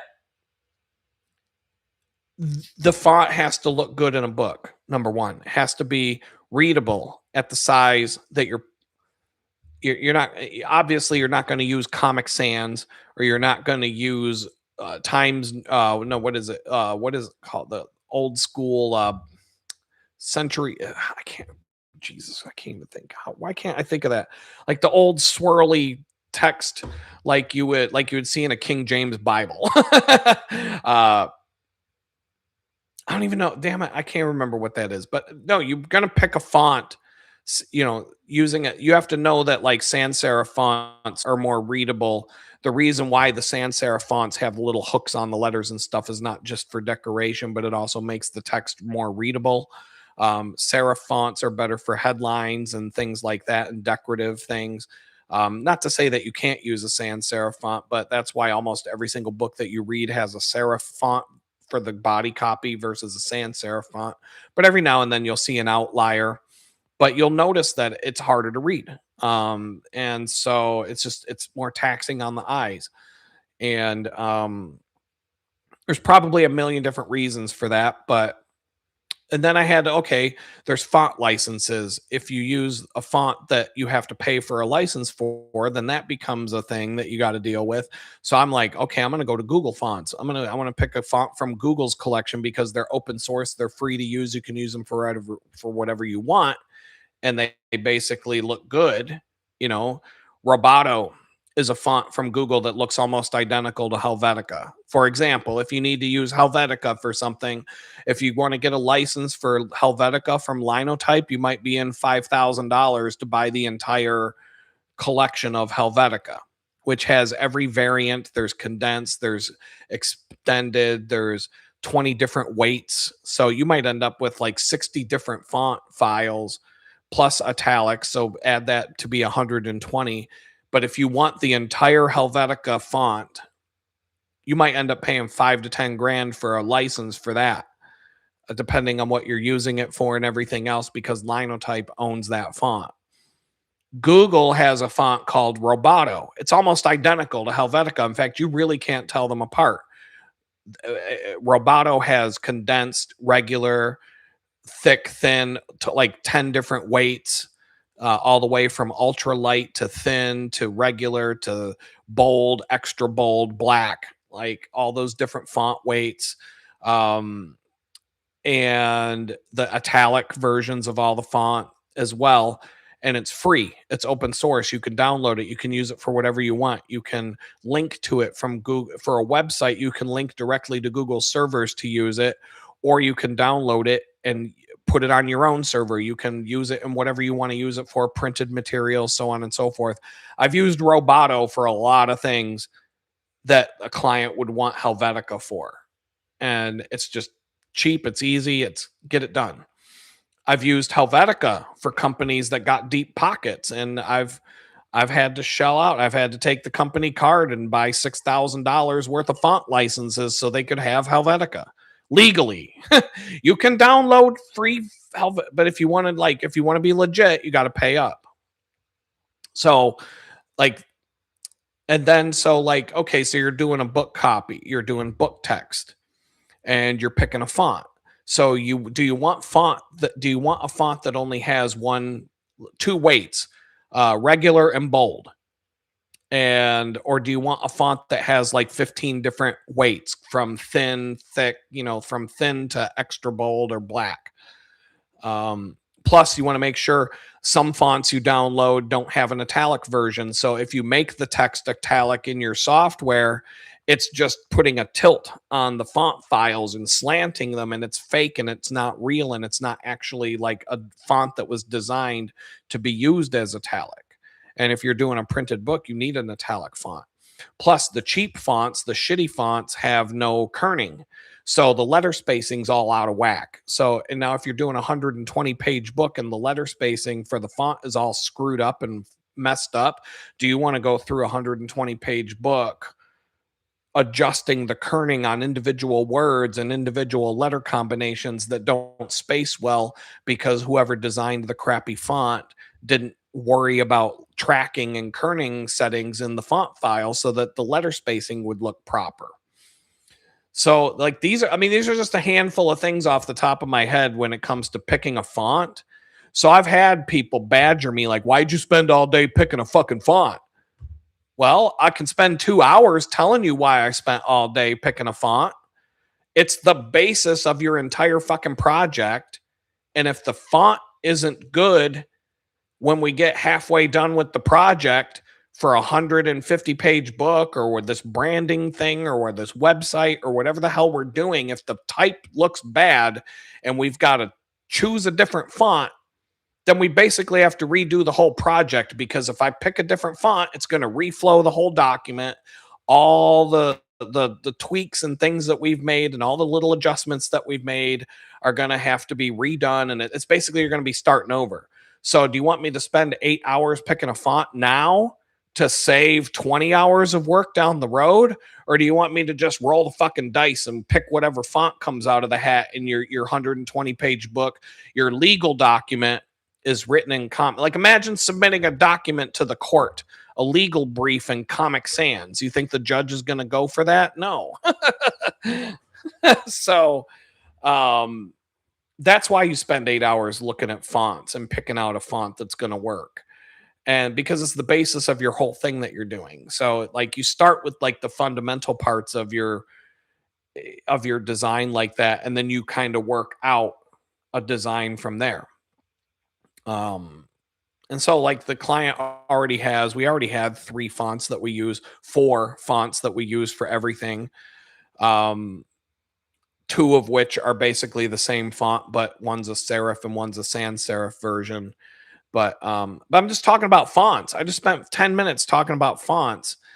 And that's why, but I've been put on blast in the past by companies that I've worked. If I work for a design studio or an ad agency, no problem. Adam's gonna, they know that you're putting in the time to pick the right font.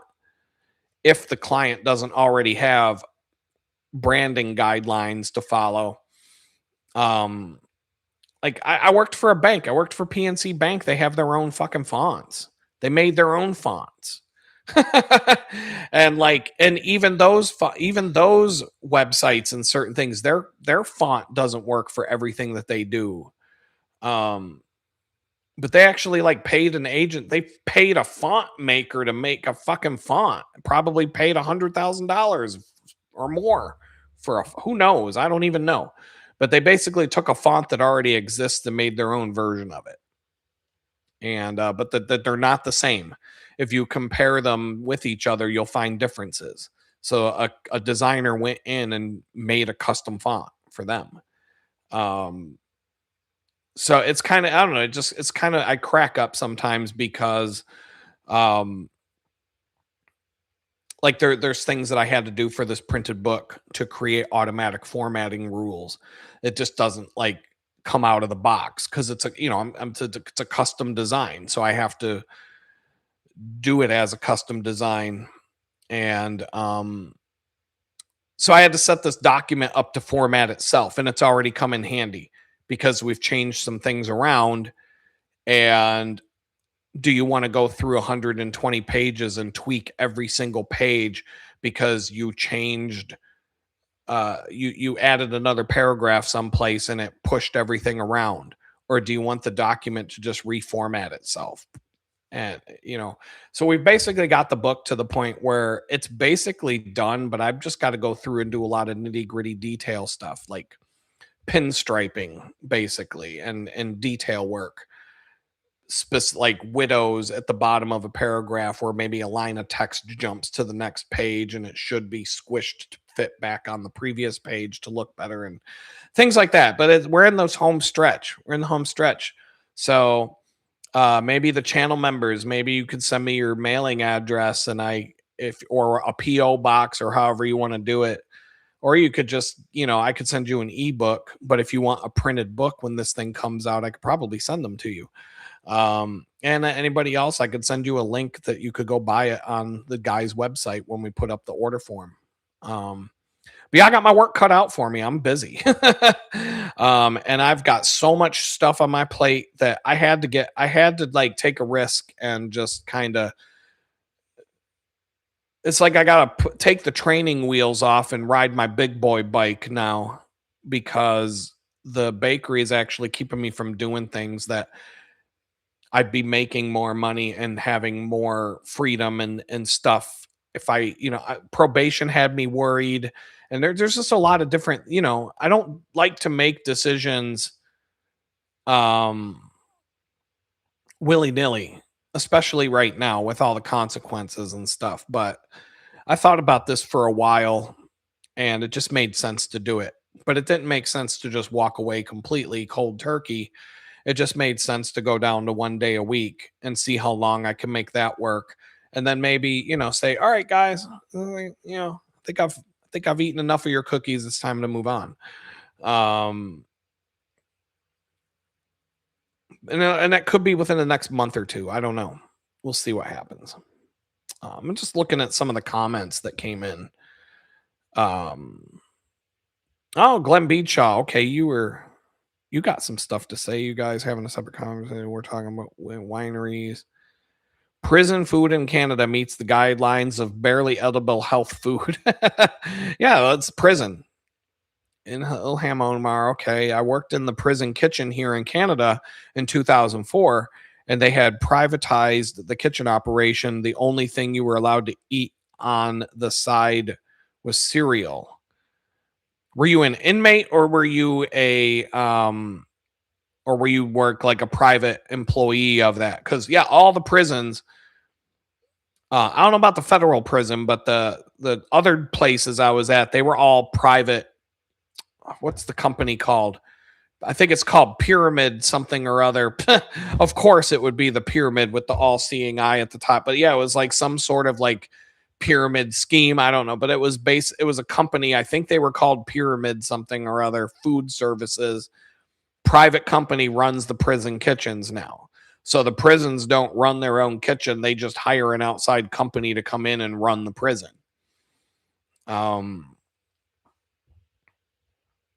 I cooked for the cops.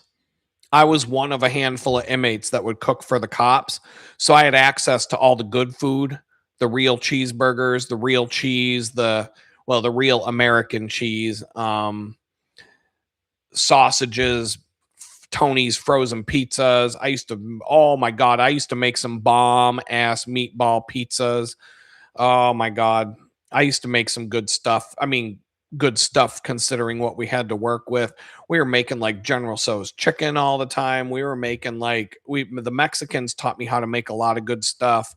I mean, we did some crazy stuff. You can make a lot of food out of nothing if you know what you're doing.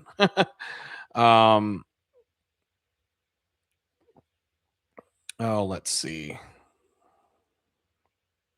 You used to be able to buy a copy of the Charter of Rights and Freedoms for Canada at the government printers, and then they stop allowing that. Why would you even have to buy a Charter of your rights? I don't know. I mean, I think you can get a Constitution for free. I don't even know. Like, that's fucked up that you got to pay for a copy of your rights because you don't have the right to have it unless you pay for it. Yeah, that sounds about right. You talking on decide the choices on my plate, talking to Adam.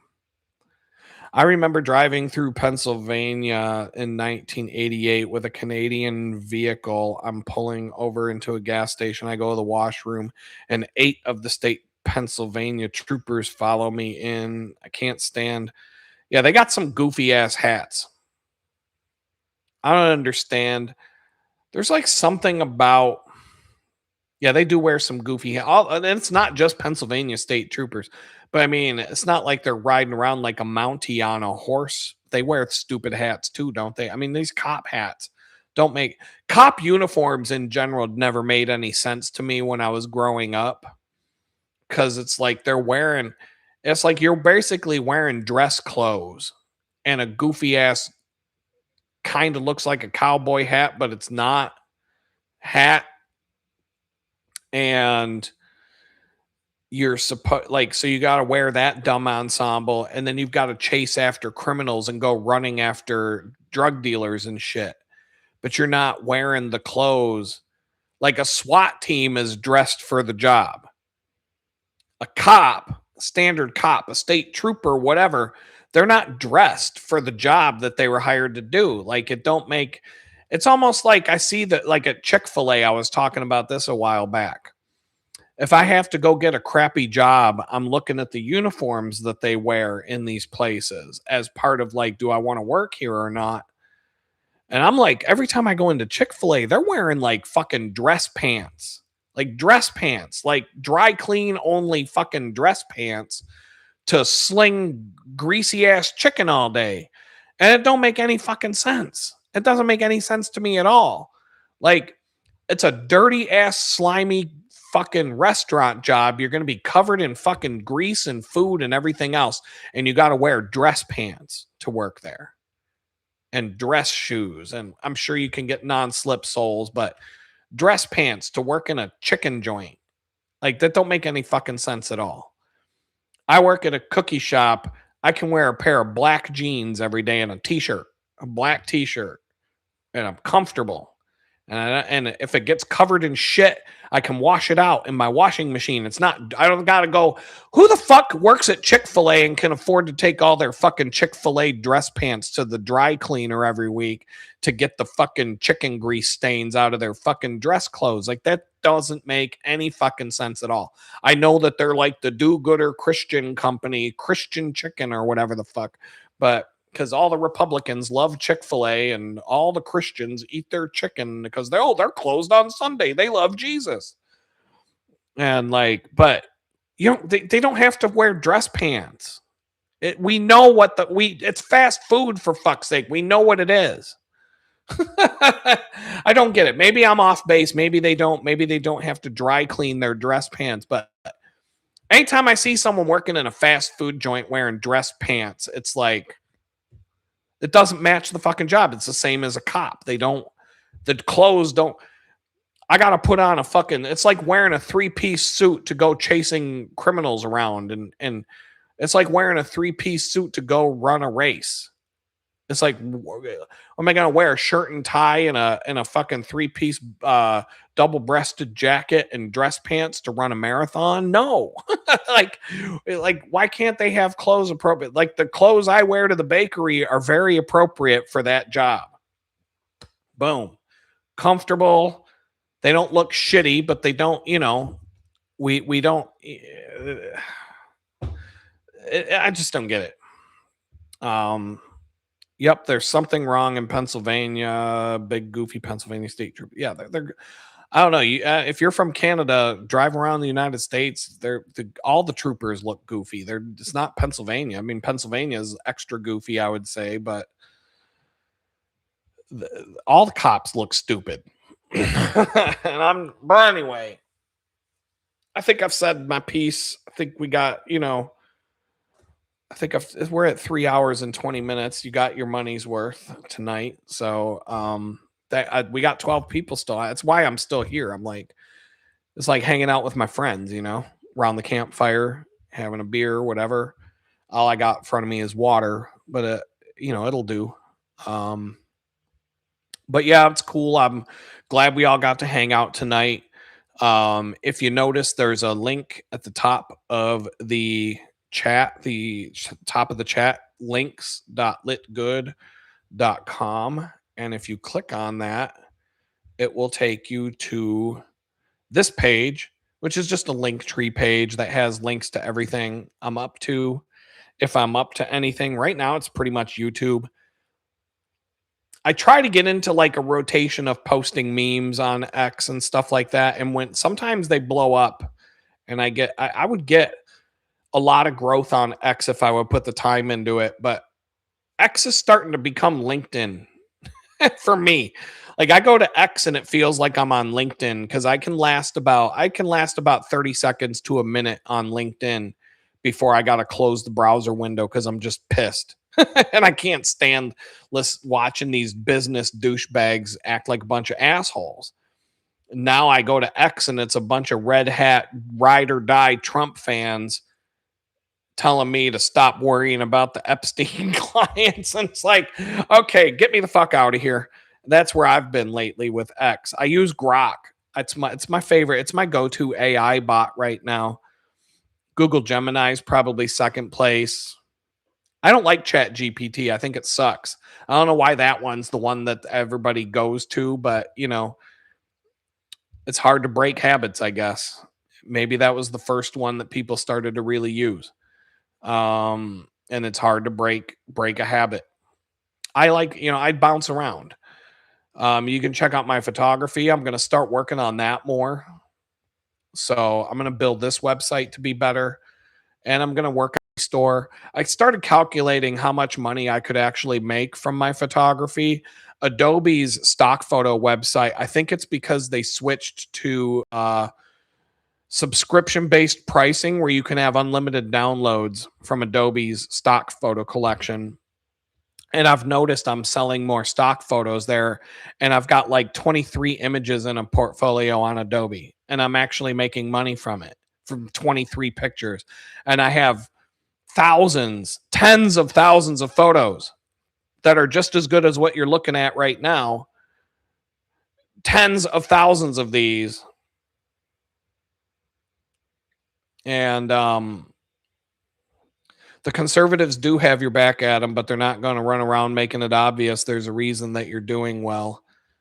Actually, a couple of my clients are Democrats.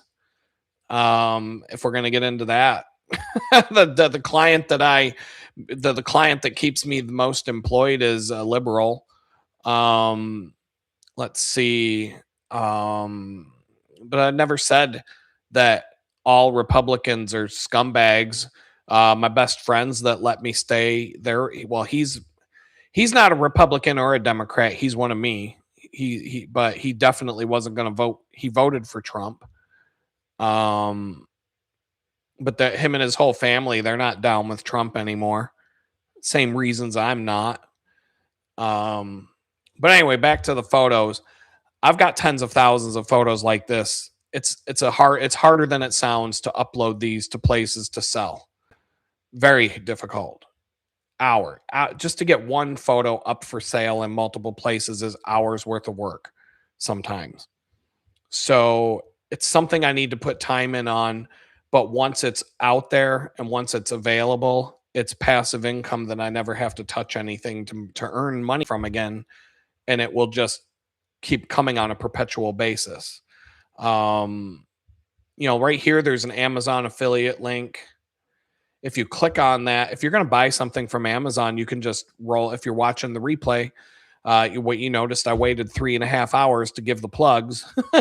So, I didn't just spam you to death the whole time. Give it the thumbs up and the thumbs up and you got to ring the bell and all that I'm supposed to say on YouTube that I never remember to say. You click on that Amazon affiliate link before you buy something from Amazon, then I'll get like 50 cents or something like that. I don't even know, but it doesn't cost you anything. I got my digital chicken bucket. People still throw money in there. I don't beg, but people still do. And I'm appreciative of that for sure. I'll tell some stories about some of the times that's come in at the right, nick of time. Even if it was like a $5 chicken bucket donation, that's like a breakfast burrito, baby. When I go into the bakery, oh man, you guys have bought me some Chick-fil-A chicken burritos. I appreciate it all. You can check out my Strava athlete profile. If any of you sign up for Strava, you can follow me there. We can be Strava buddies.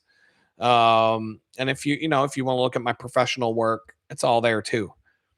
Somebody on X, that was the thing I forgot. And then I'll quit for the night. Somebody on X, I was about to tell the story, and then I went sidetracked, and then I couldn't remember. You saw me trying to struggle to remember something earlier.